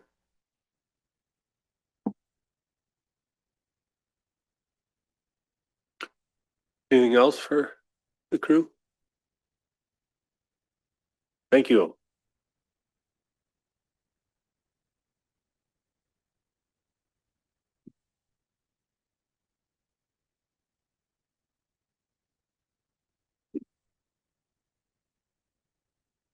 Want enrollment in the executive? Yes, but I received part of their backup today, and there's a lot of resolutions that you guys didn't have a chance to review. So I'm wondering if you guys wanted me to reschedule it so you guys have a chance to look at all the documentation. Yes, please. Okay.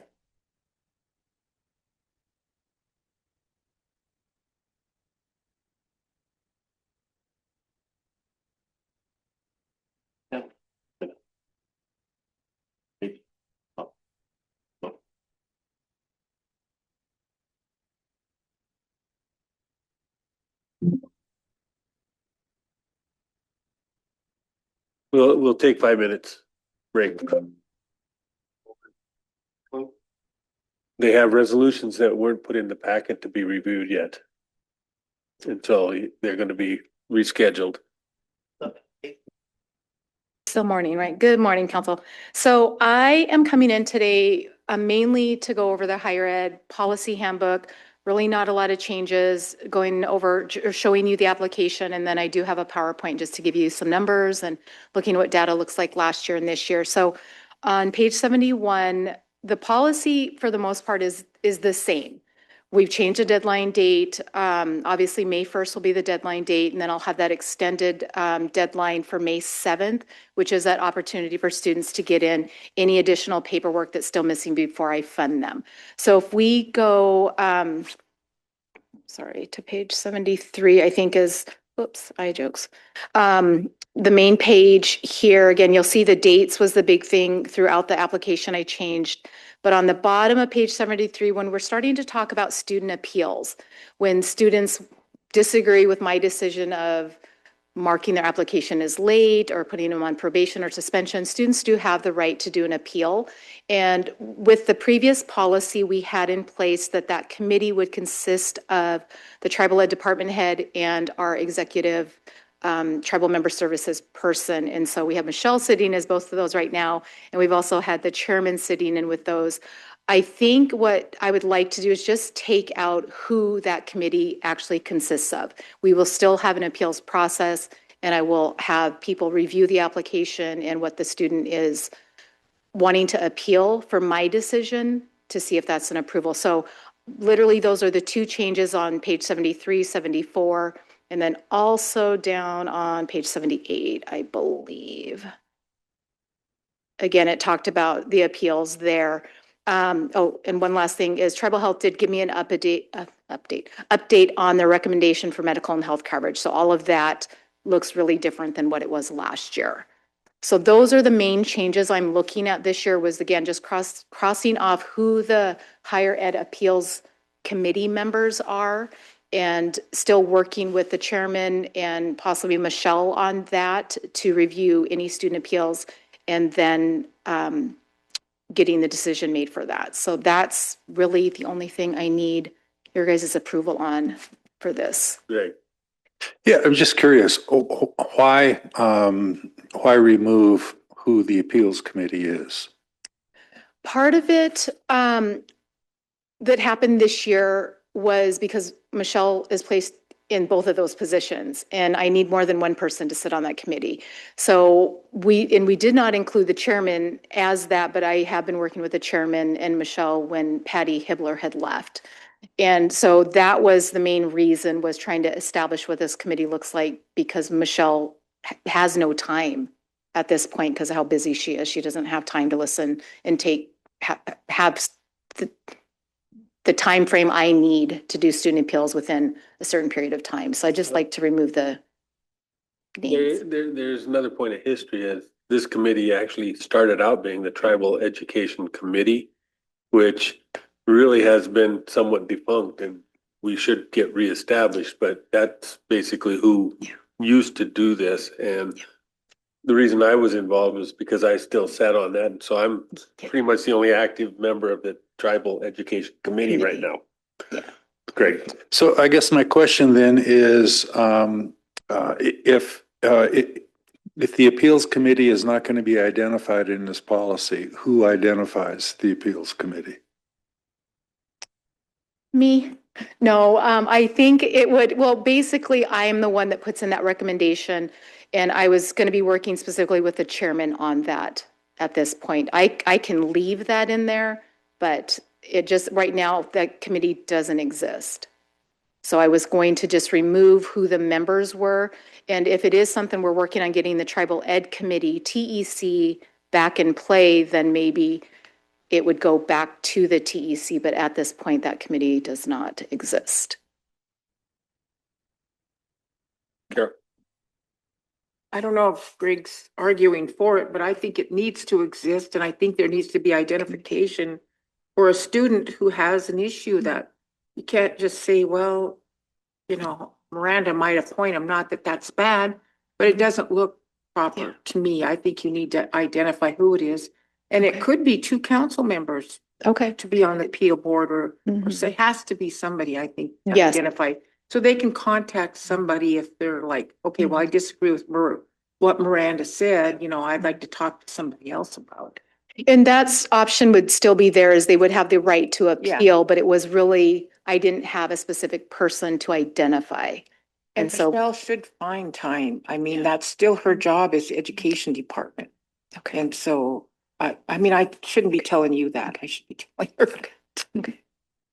Yeah, and I think, I guess maybe it is where we sit with TEC. I mean, I can leave it as is, but just know that there is an appeals committee. It's just not identifying who the people are or who those positions are. Great. Yeah, thanks, Carol. To clarify my position on this, yes, we need an appeals committee, and also we need to be specific about that. So students need to know who the appeals committee is. Okay. Jamie. This is probably a little off track because this is federal funding, correct? This is our compact funding. Okay. And I understand that it's limited to just, people can only apply for college and things like that, not like trade schools or. If the trade school is accredited, they could use higher education funding for that. Okay. Okay, I didn't know that. Thank you. Carol. That brings up a good point. I haven't read this policy for a while. And since Jamie and Greg are both, and maybe you both read it, but maybe I think it needs to be reviewed before we approve it? Or is there a quick turnaround? Well, I would like a quick turnaround. This should have came to you guys a month ago, and I've been out sick. So there's been a delay on it. Okay. So I apologize. Historically, the TEC was basically a tribal, one of the tribal council. I believe the head of the education was part of it. They were never part of it? No. but all of the IECs in all the schools had a representative. And so that was what, about 6 or 7 representatives? Yes, about eight representatives that sat in from parent committee members. They used to be community members, but that there was a delay on getting applicants into personnel for people that were interested in education. So then we went, I think 2016, we went to having an Indian Education Committee member sit in as that community representative. And then there were also tribal department representatives. Both culture committees were on there. DHRD had a spot on their early childhood services in Kusum. To Eagle River School, there were about 8 other tribal departments also represented on that committee. So it was a large committee made up of 16, 17 people, and it kind of went away. So then we went into this and had the tribal education department head and executive member be the appeals committee. Last year or the year before, I think 2 years ago, I think. Miranda, could you just give me an example of an accredited, like how many people have you had come in that may have been turned away because what they want to do doesn't fit within the scholarship program? So with higher education, it has been, I'm going to say five students. We do have another scholarship that I work with within the department, which is our tribal license plate scholarship. And that one can assist with unaccredited colleges for a trade or training program. So that's the option. It's not as much funding, but that's the option I give students. So.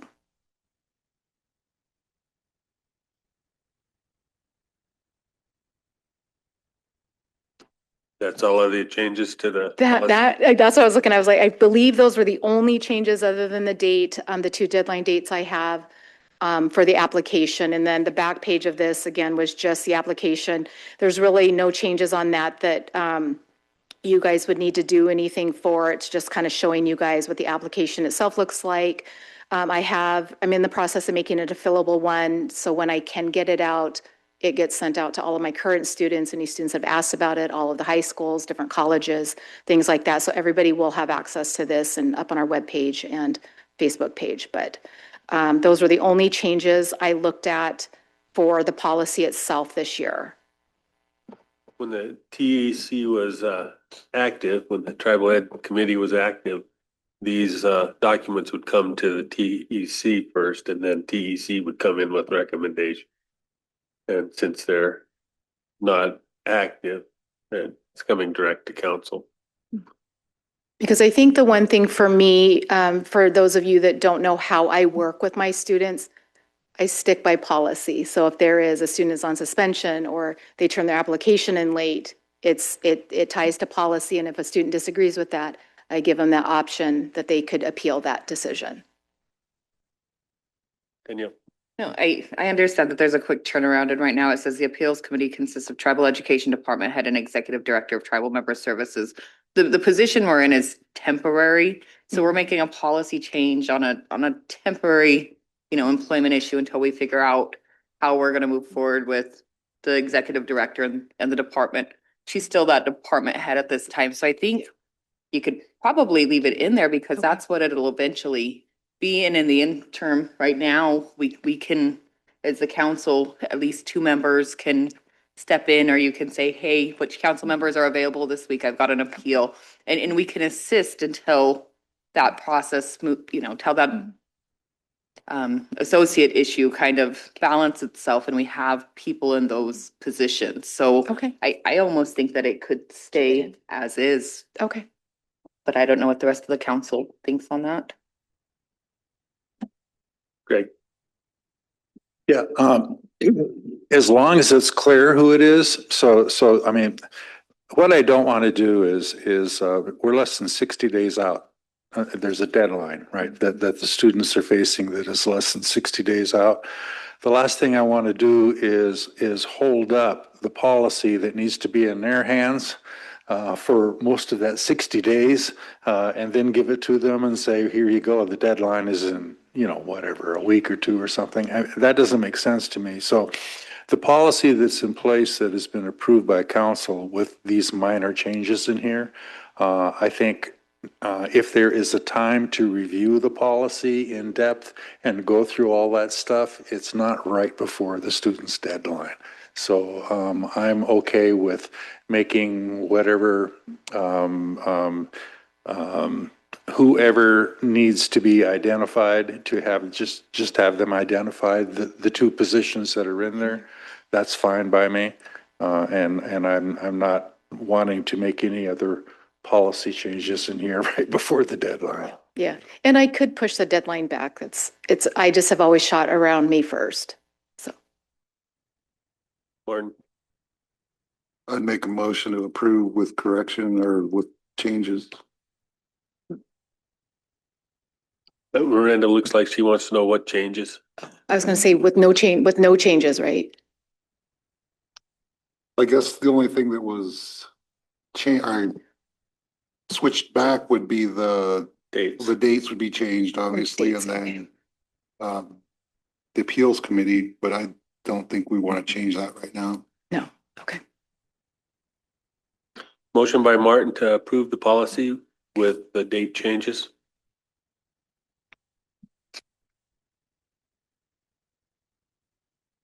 Second by Greg. All in favor?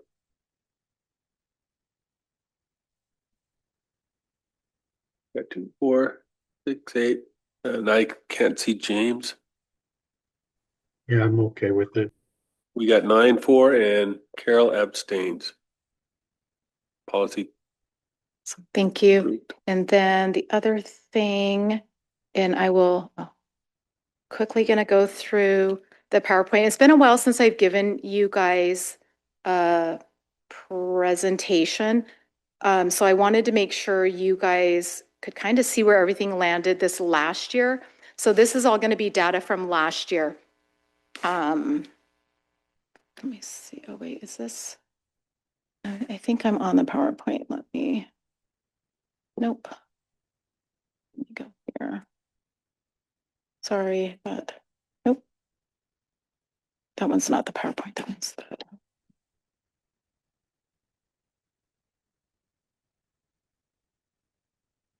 Right. Thank you. Okay, so again, this is data from last year where I was able to pull a lot more numbers. So I kind of pick in things that I think is going to be important to you or maybe cover some questions you guys might ask. So last year there were 237 applicants, which ironically is the same number I had this year. So you guys are going to see kind of percentages of where I'm at with students, how many have funded, because again, I will not fund a student unless they have a complete file. I'm a stickler for that. Students know that. I work with them really closely on trying to do that. So a breakdown of the students that you guys will see here, these are the students that actually had completed files. I thought that was going to be more useful information for you to see. So the other thing in our policy handbook, we do talk about students that receive 6,000 versus our overall 5,000. And we identified certain degree fields that students that were in upper level, it's like junior, senior, or graduate level school or areas in school would get 6,000 per academic year versus the 5. So this year we had the one that was doing civil engineering, 4 in education, 3 in social work, and 1 in hydrology. So there were the total of 10 students that received 6,000 this last year. And then the work in progress right now, I am trying to identify how many past students that I've had, and I'll go back as far as I need to see how many of our past higher ed students are working for the tribe. I can identify students in almost every single department that has been a higher ed student that I know is working for the tribe. And that sense is important to me. I know it's been important to council, so I do want to try to pull some data for you guys just to show that. So I am working on that. Question? Miranda, so that's 88 that weren't funded, and is that due to what you're saying, that they were incomplete applications, or were there other reasons? Incomplete applications, and some students chose not to go, so didn't complete the file, but it was mainly because their file wasn't completed, and so students were not funded. That seems like a lot. Plus, are you the only one working on all this? Yes. That seems like a lot of people. And I really don't mean this, but you know, you haven't been well, and so I worry that, do you need some help? Nope, I can do it all, Carol. No, there's times, I know it gets offered all the time, and there are times that I have staff helping with certain things, but I have not had an assistant. And I think when Penny was doing higher ed, when I was doing advocacy, I actually helped Penny. It was in my job description to help Yeah, her. it just Right seems- now, we don't have that. It just seems like you should have somebody to, you know, say, you know what, I need you to do this because I am busy with this stuff and just get things done, but I can see you being overwhelmed. I It's a mean, lot, if you're yeah. saying you're working with every student and you got how many, and then you've got 66, that kind of, well, not everybody's gonna drop through the cracks, because some just didn't want to go. But there's some of those that may have just needed more guidance. Yes. I don't know. You're right. And there are students that I have, students that continually call, some that it maybe took me a few days to get back a hold of them. And that's on me for not being able to do that.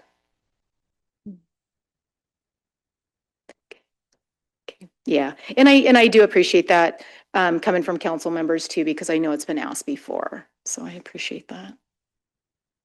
So the next one here, when we look at the students that had completed files, these are the different degree fields that those students were going into that they identified. And again, here we're going to kind of look at these top degree fields, which business, I was surprised to see how many more students are going into business fields. Out of the ones that had completed files. Again, we got human resources, the medical field actually has increased over the years. And then education used to be on top, really close, and we don't have as many students in education anymore. So. And then when we're going to look at these degrees that were earned, so again, last year we had 20 students that identified they were graduating in the spring or summer of last year. And then these were those degrees that the students received as of at least last summer. So again, I kind of did a breakdown of each, associate's degree up to these doctorate degrees and how many students received a diploma in these or certificate in these areas. I don't think I had any in doing a certificate, but. So on the top degree fields, those are the, how do I want to say this? So do we fund degree fields or do we fund students in terms of the selection? Students. Okay, so do the students have any information in front of them in selecting their degree fields that says what we have in our tribal organization that we need tribal members in? Not at the time when I visit with students. When we go through the policy, it is something that we talk about because I will talk to students all the time about hoping that they want to work for the tribe upon completion of whatever degree they're looking at and putting in a job application. So within the policy also, I do have a link to our tribal personnel department for job applications. And I send information out to students when stuff comes across my desk. Not always the job ads that come out regularly, but I do send specific ones out to either groups of students, but nothing is right in front of them at the time. They do see our priority list of those degree fields that I apologize, it was in the policy. So working with personnel, there are about, I'm going to say it's probably about 15 different areas that the tribe is saying are degree fields that we need. So that is identified in the policy. That's cool. How does that happen? I work with the personnel department and try to see where are our top needs. So, does the council approve the top priority list then?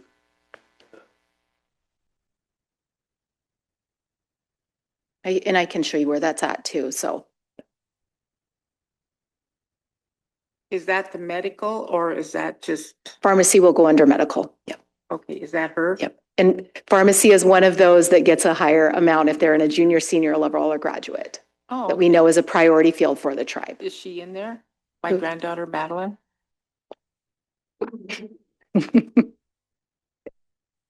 Miranda, you put 17 students are receiving 6,000 a year. Could you explain the difference between that and then the 166 that were funded, and approximately what is the number the 166 were funded? So sorry, I don't know how to go back on my slideshow. So when we look at the students that were funded, the 6,000, that means they hit one of our top areas for the tribe. Not all needed areas, but we've identified pharmacy, civil engineering, teachers. Oh, I'm trying to think. I think we added nursing, medical assistant. So there are top degree fields within the tribe that we did identify as priorities, that if students were in those degree fields at an upper level, they would receive 6,000. So those ones were identified as that. But if we've got the other 166 students that maybe were a junior, social work is another one. So I'm a freshman coming in and I'm going into social work. I'm going to get 5,000 as long as my file's complete. But as I progress through school, knowing, to me, showing a commitment that you have to that specific degree field, and I'm now a senior, junior, senior, then I'm going to get 6,000. So that's that difference in that breakdown. I think when sorry, I feel like I should know how to go back on this and I don't. In that graph, it would be looking at how many numbers of students were in each of those degree fields, because these numbers are pulled from completed files. That's, I think the nice thing is that all the students that I funded and worked with, that's where all those breakdowns come from. Did that answer your question, Jamie? Yes. Yes. Okay.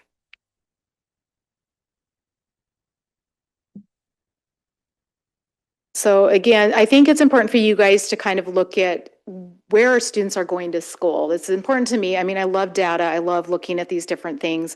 So again, a bulk of our students do attend SKC, which I'm an alumni from there. So I talk about SKC all the time with students when I visit with them.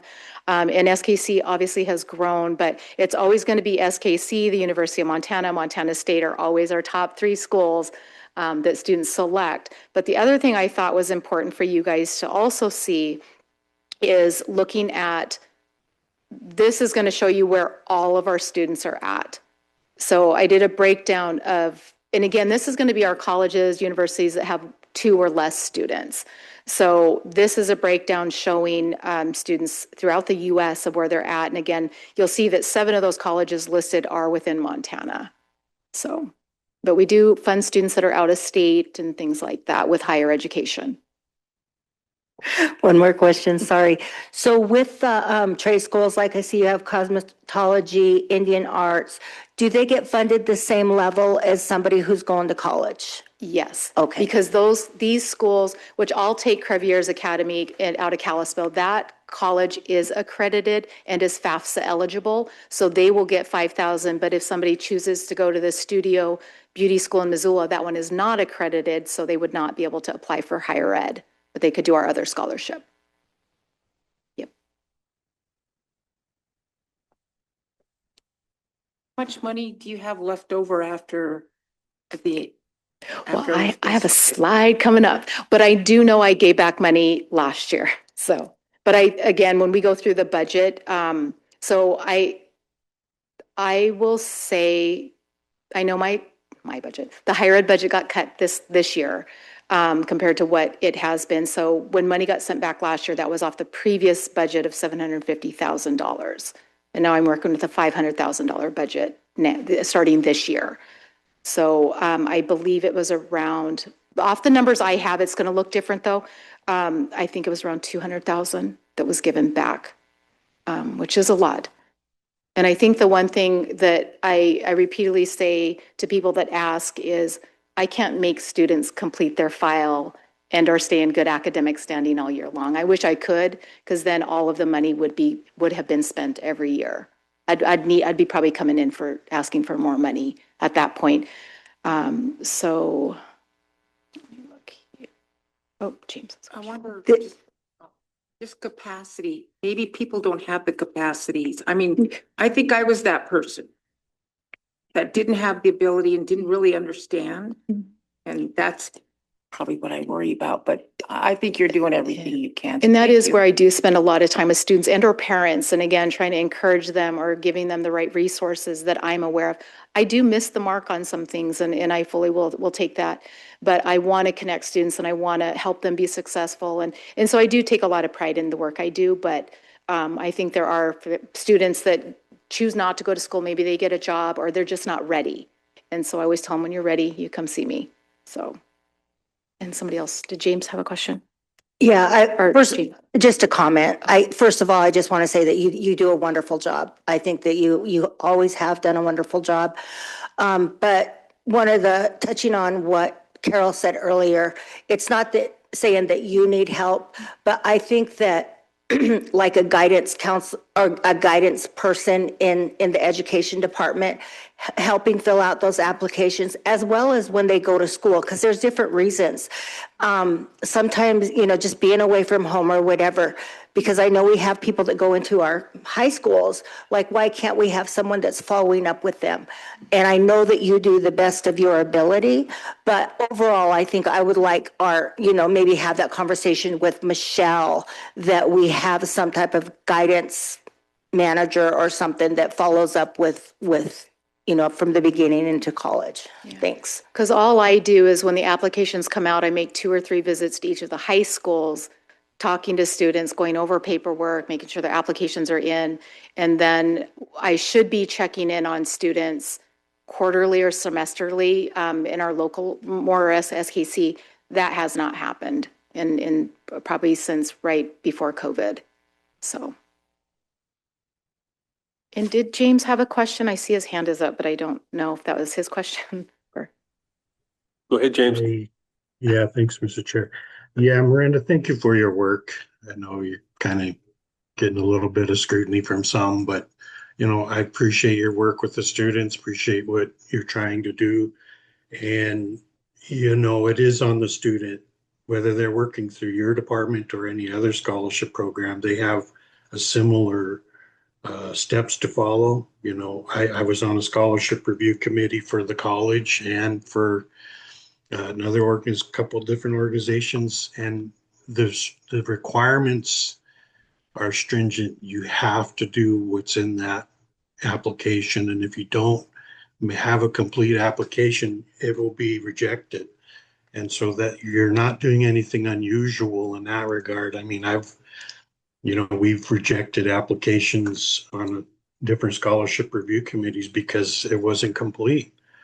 We can't review, when you're on a scholarship review committee particularly, you don't get any of the applications that aren't complete. And so, it's on the student to do that and make sure they know all the requirements and it's real clear what they need to do to complete that file. And so, I think it's a little bit disingenuous to put some of that on you. And you've clearly stated if it's not a complete file, you're not going to consider it. And I think that's right, because that's nothing unusual in the standard other agencies use. If they don't have a complete file, it doesn't get considered, and that's not unusual to tribal ed. So, thank you, Miranda, for your work, and I appreciate it. Thank you. Hey, thank you, Miranda. I know you work hard and we see out there the schools, and any questions I've had or anybody I've sent to you, they've got the help they've needed.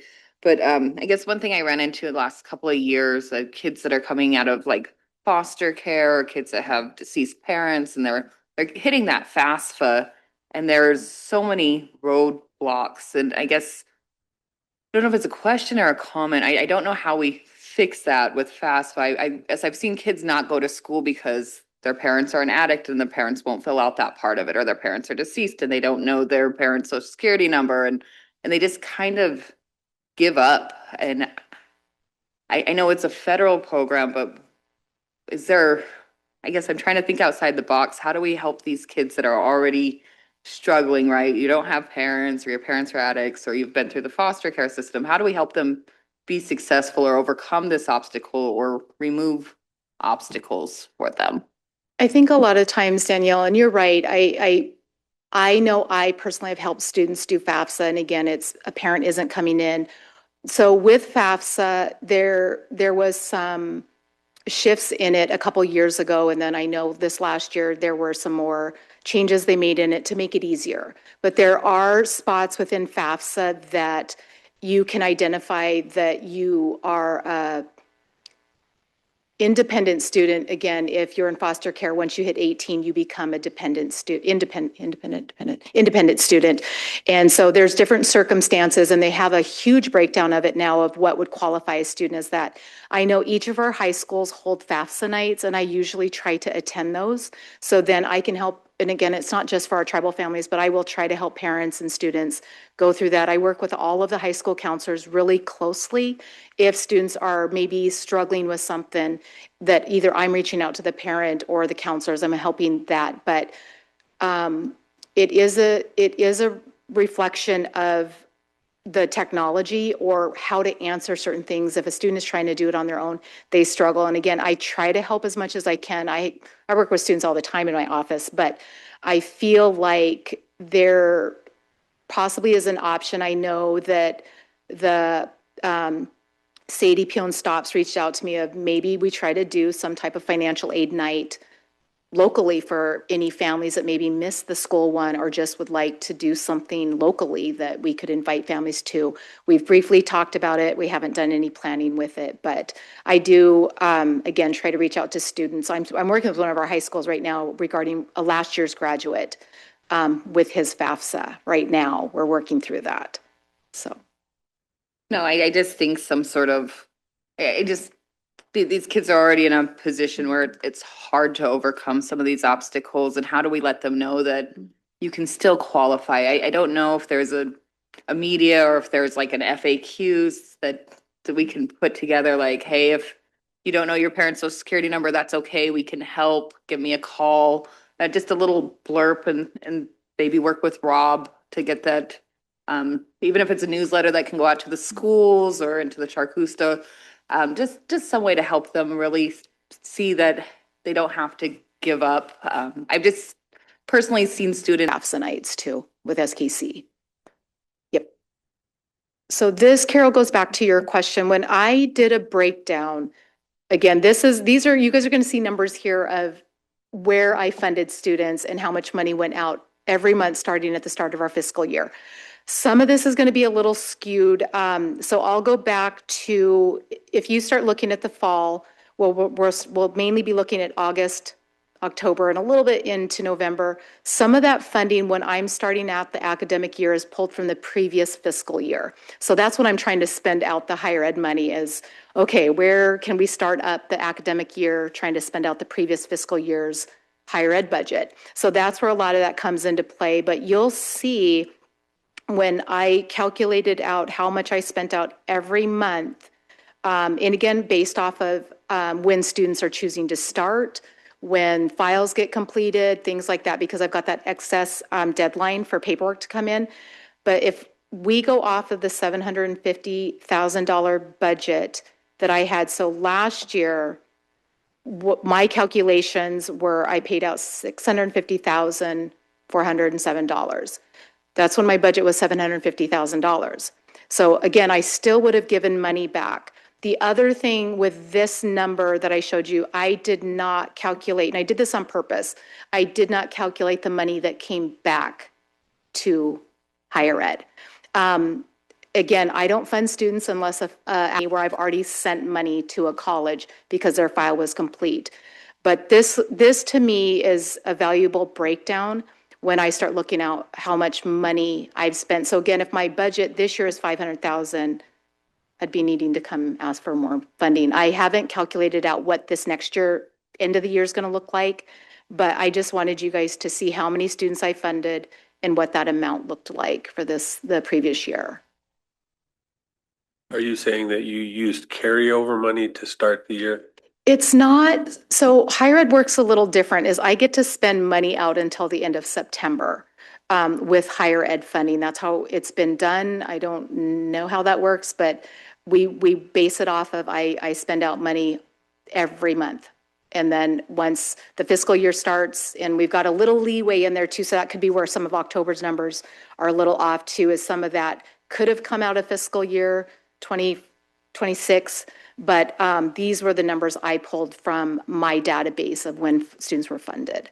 So it does lean into the money I give back is the money I give back, but then we're pulling some of the fall funding from 2 fiscal years, ending up 1 fiscal year and starting the new one.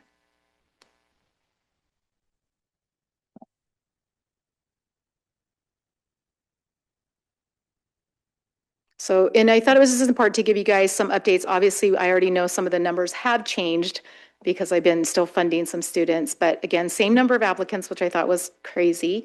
But, so this year I had, more students complete. So that's obviously a goal, is I want to increase those numbers. And I actually increased it quite a bit off of what my goal was. I think it was by 3%. And so I, again, work with students really hard on what's missing and what we need to complete everything. So that was kind of a nice number to see. And we've got more students receiving the higher amount this year. And these are going to be, again, we've got more in education right now, but these are the different areas of where these students are at that are receiving the 6,000. And again, I can only give you an anticipated number because students might be on target up until the spring quarter, and then something happens in a class where maybe they're not going to be graduating. But this is where we're looking at our graduates for the upcoming year in those specific degree fields. And so again, if I'm looking at October to January, that's how much money was paid out. That was over half of the budget so far. And then the same time last year, because the budget was higher, I had only spent out 34% of that budget. But again, I had $250,000 more last year. So that was the number there. And so the number for the anticipated end of the year this year or summer will be 54 students, which is usually, it ranges anywhere from 30 to 50 students anticipated, because I can't determine for sure if students are going to complete classes or not. So I'm trying to see if there's questions. So then I think that's it. Yep. Okay. Yes. Yep. Any questions for Miranda? You guys had lots of questions, and I appreciate all the questions and comments. So thank you guys. Thank you, Miranda.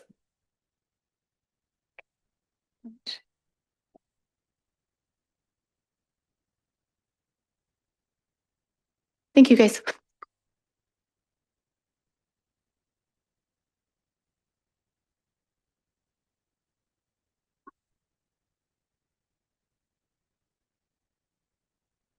Yeah.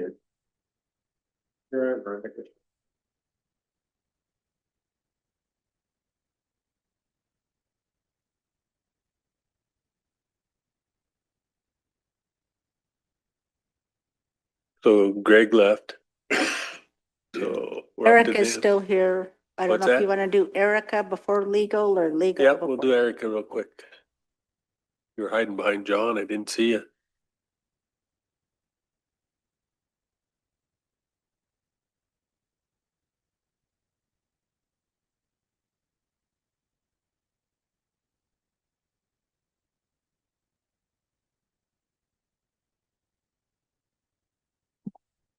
Okay. Kisu Kutyuki, I think we're after lunch, are we? Thank you for your time today, Mr. Chair. I just wanted to come in and briefly visit with you guys a little bit because I was able to meet with Rob. And so I just kind of wanted to get some clarity and some guidance moving forward in regards to the Get Out the Vote efforts that we wanted. So I was putting together more task-oriented things, and then after speaking with some people, I think that maybe we can continue to develop that as we go. So I've just kind of given you guys a Gantt chart and some of the task proposals that if you can look over those at your leisure. I can always visit with you guys individually. I know that some of you might have some guidance in this arena that we might be missing. But I think that what's most important to bring to your attention is that when I did kind of an assessment of what we'll be able to help, where our opportunities are in early Get Out the Vote efforts, I was able to to basically organize all the tasks, but I just need to know, this is going to be a different endeavor than what we have ordinarily done in the past. And so with that said, I do want to develop this plan to be efficient and strategic, but I just want you guys to know that we have things that are going to be critical to this election that are time sensitive now. And after visiting with like Lindsay and then determining our internal capacity and then looking at some of the tasks they have, specifically satellite voting week and the different counties, working with them to be able to do some boots on the ground things would definitely take some clarity and some direction from this council. We definitely want to be able to get moving forward. And after speaking with everybody and then having some external visits as well, that's kind of what I just wanted to put forward to you guys and to say this is kind of how we're moving and whatever else that we need to do, that we can do that as well.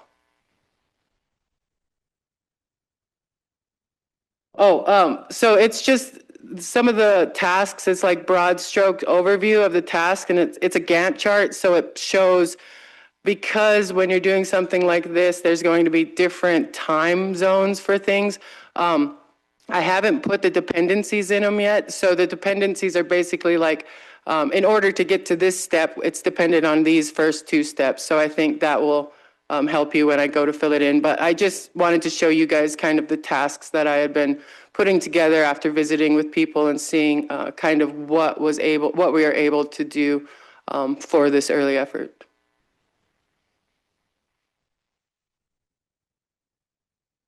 How soon do people need to apply to be election judges? When's that deadline for applications? And do we have, and maybe you don't know this, but are we advertising already or helping the counties advertise for election judges? Well, we hope to. So I've spoken with our election administrator here in the county, but I will also be speaking with Missoula and the new one over at Sanders County. And Lindsay has also touched base with them as well.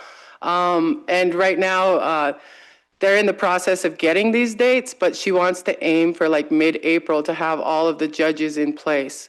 And you know, so we're talking about recruiting these satellite polling locations, but also helping the counties. Lake County wants another employee, and I'm hoping to get a tribal member in there. And then with the Carter Center and MTEOI, the people who came in here last month to speak with you, they also need help recruiting, and that will be for the observation process. But those all have different dates, and they're all kind of tentative right now, which is why my schedule is as well.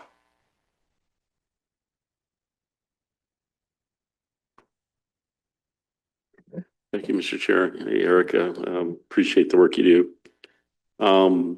Just the one thing that in me trying to get people to vote, my extended family, and other people actually too, is that the only way I was able to even get them to consider was to get them to apply for absentee ballots. And that's the only way they voted. They simply didn't want to go to any election site and didn't want that hassle. So, I mean, if I were to have a goal, I would have a goal that every one of our folks in our communities are registered, and every one of them, at least at a minimum, files for an absentee ballot.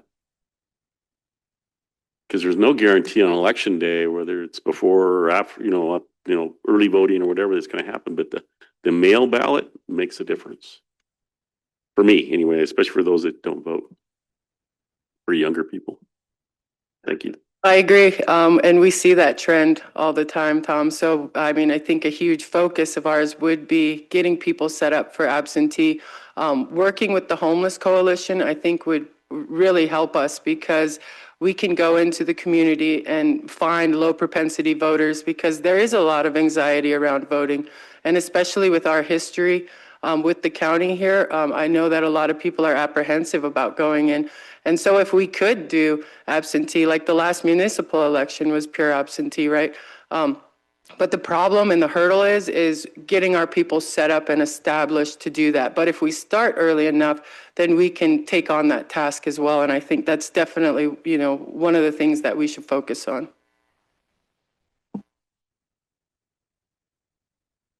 And just so you guys know, I'm sure Lindsay told you, but we have more hurdles this year because of some new legislation that was passed last year. So we have some Senate bills that limit our registration time.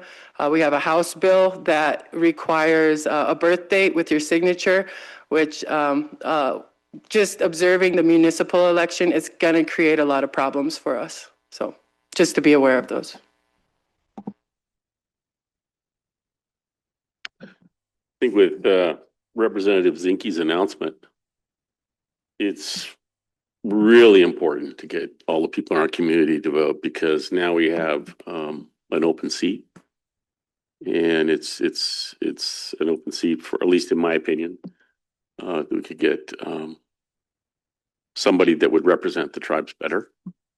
And so I think it's a great opportunity to look at that, especially this mid-year, like midterm, whatever you call it, election, and Trump starting a new war.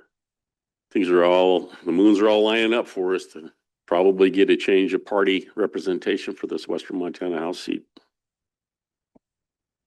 Yeah, the first congressional district will probably be a big motivator for a lot of our tribal voters, but having tribal members is really what motivates our tribal members to get out there and vote, and really excites them during the cycle. So.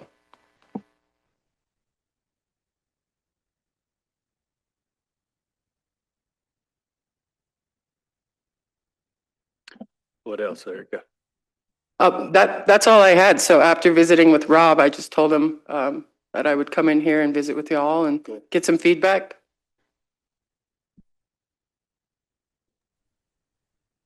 Mr. Chair.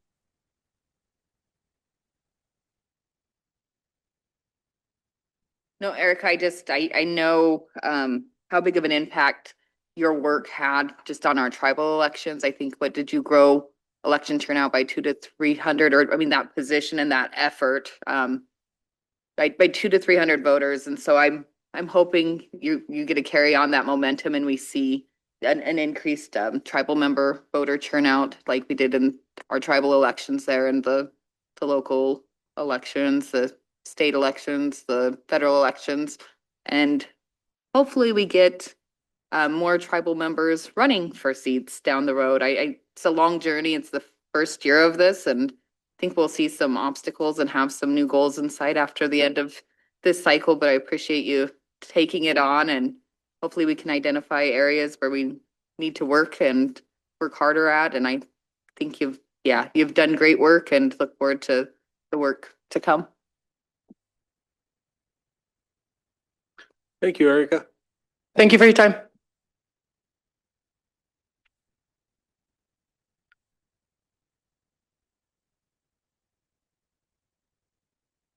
Executive?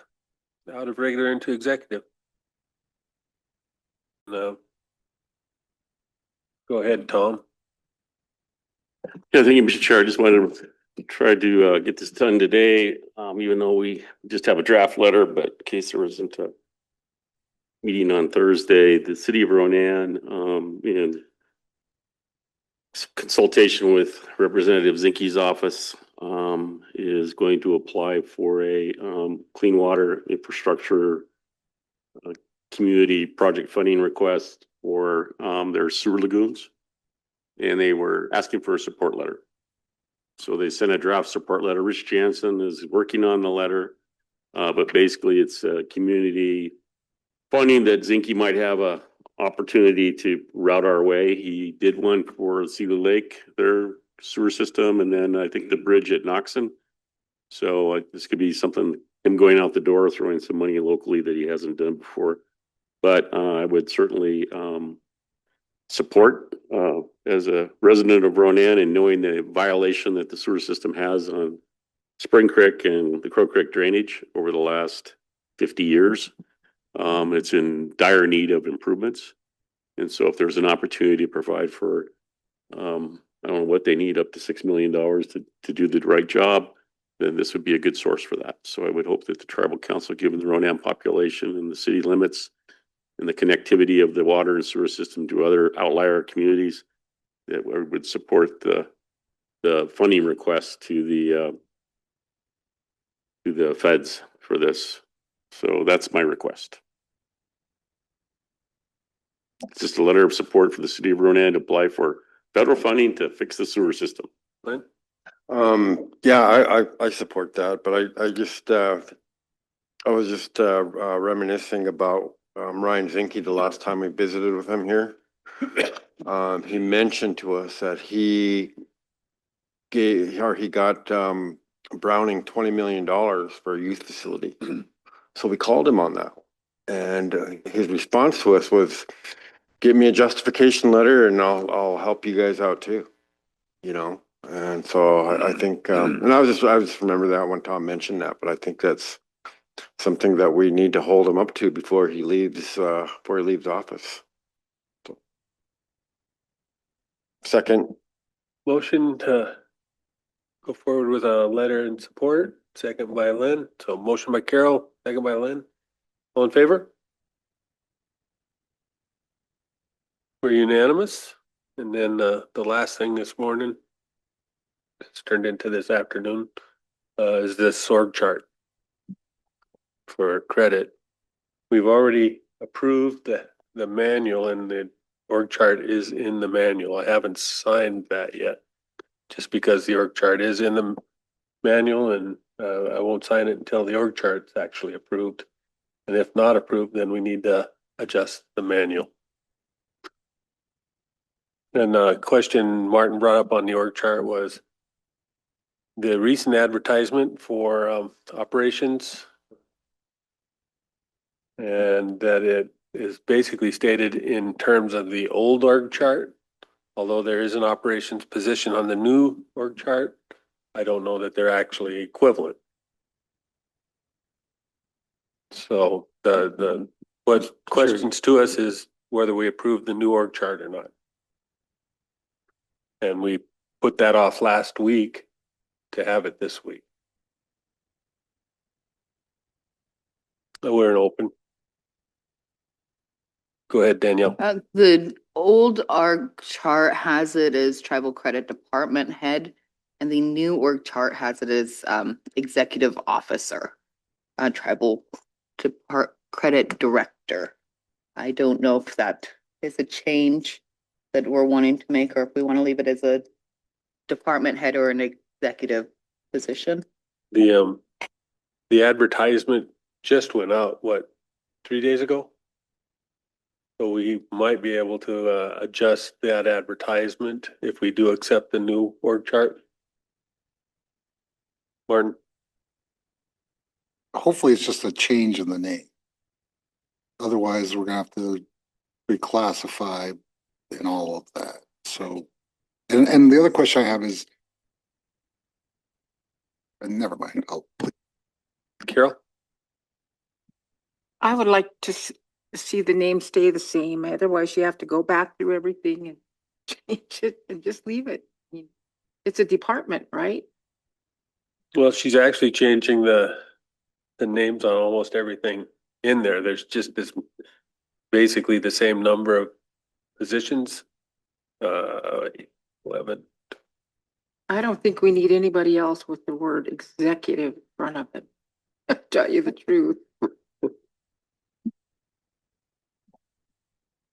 And so the request was a change in structure and hierarchy, and moving the boxes around is basically what it amounts to, with other names. I mean, I guess we don't know the budget impact on this either, right? I mean, is this gonna cause people obviously to change supervisory roles and promotions? The question was asked last week how it would affect. She said the budget would probably actually go down, is what her answer was. And we didn't see that specifically how that would be, but that was her response. Jen? I have Greg on Zoom, plus he wanted to give you guys an update regarding you guys' walk-in, but he wanted to go into executive for that discussion. Other things on this org chart?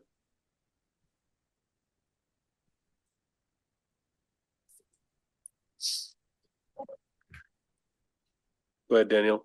I just I'm with Carol. I'd like to leave it a department head, or I think all of our department heads are gonna wanna be executives, and we have a hierarchy that's in place, and I think that will cause a negative financial impact for us, but a ripple effect that we're not prepared to deal with.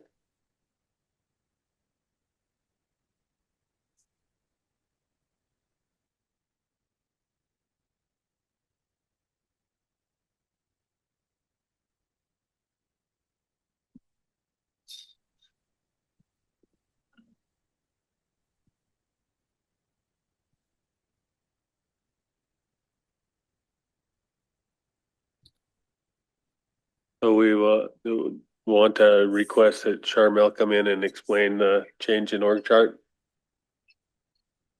Okay. So I think it's Charmel's responsibility. Greg? I'm just kind of confused. I don't understand the difference for the change here. Yeah. The trouble came in that she had not presented the old org chart to us when she presented the manual. Yeah. Greg, go ahead. Thank you, Mr. Chairman. We are. Thank you, Mr. Chairman. So I've given specific instructions to Charmel to use more consistent language in the titles, specifically department head, and then to make the org chart presentation include the prior and the proposed, and to use a more consistent titling. I've given her those instructions after the meeting that was held last week. So from a leadership standpoint, I'm comfortable commenting to you that she'll be back with a more consistent presentation with the budget analysis and with those clarifications for your consideration. And right now we're on hold for that very reason. Sounds good.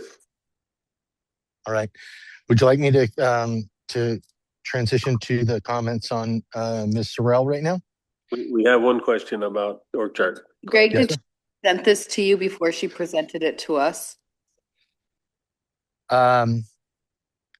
I don't recall seeing it other than it being embedded in the policy, which in my opinion is inconsistent. We should have done the policy and the org chart separately. I did comment to her before she presented to have the existing and the proposed simultaneous for side-by-side consideration. I don't recall seeing it in a standalone document. I do recall seeing it in the policy. And I probably could have made a better leadership choice to pull that out before it came to council. And I'll accept responsibility for not having that fully vetted, fully lined out. Go ahead, Danielle. No, I guess it's just, I think we need to, on our side also just remind staff that before their org charts come in, that it should go through that proper hierarchy, because it's to the department head, to the executive, and then here. So I think the executive should all have an opportunity to review that and the financial impact before org chart changes or title changes make it here. But I think we can relay that to Jordan, so maybe that'll go into your executive team meeting next week. I've got notes on that as well, and my teams are advised of that. So I don't want to say I'm ahead of you, but I've already taken those notes, and I'm prepared to make that leadership change in my teams. Thank you. With that, we'll go out of regular into executive.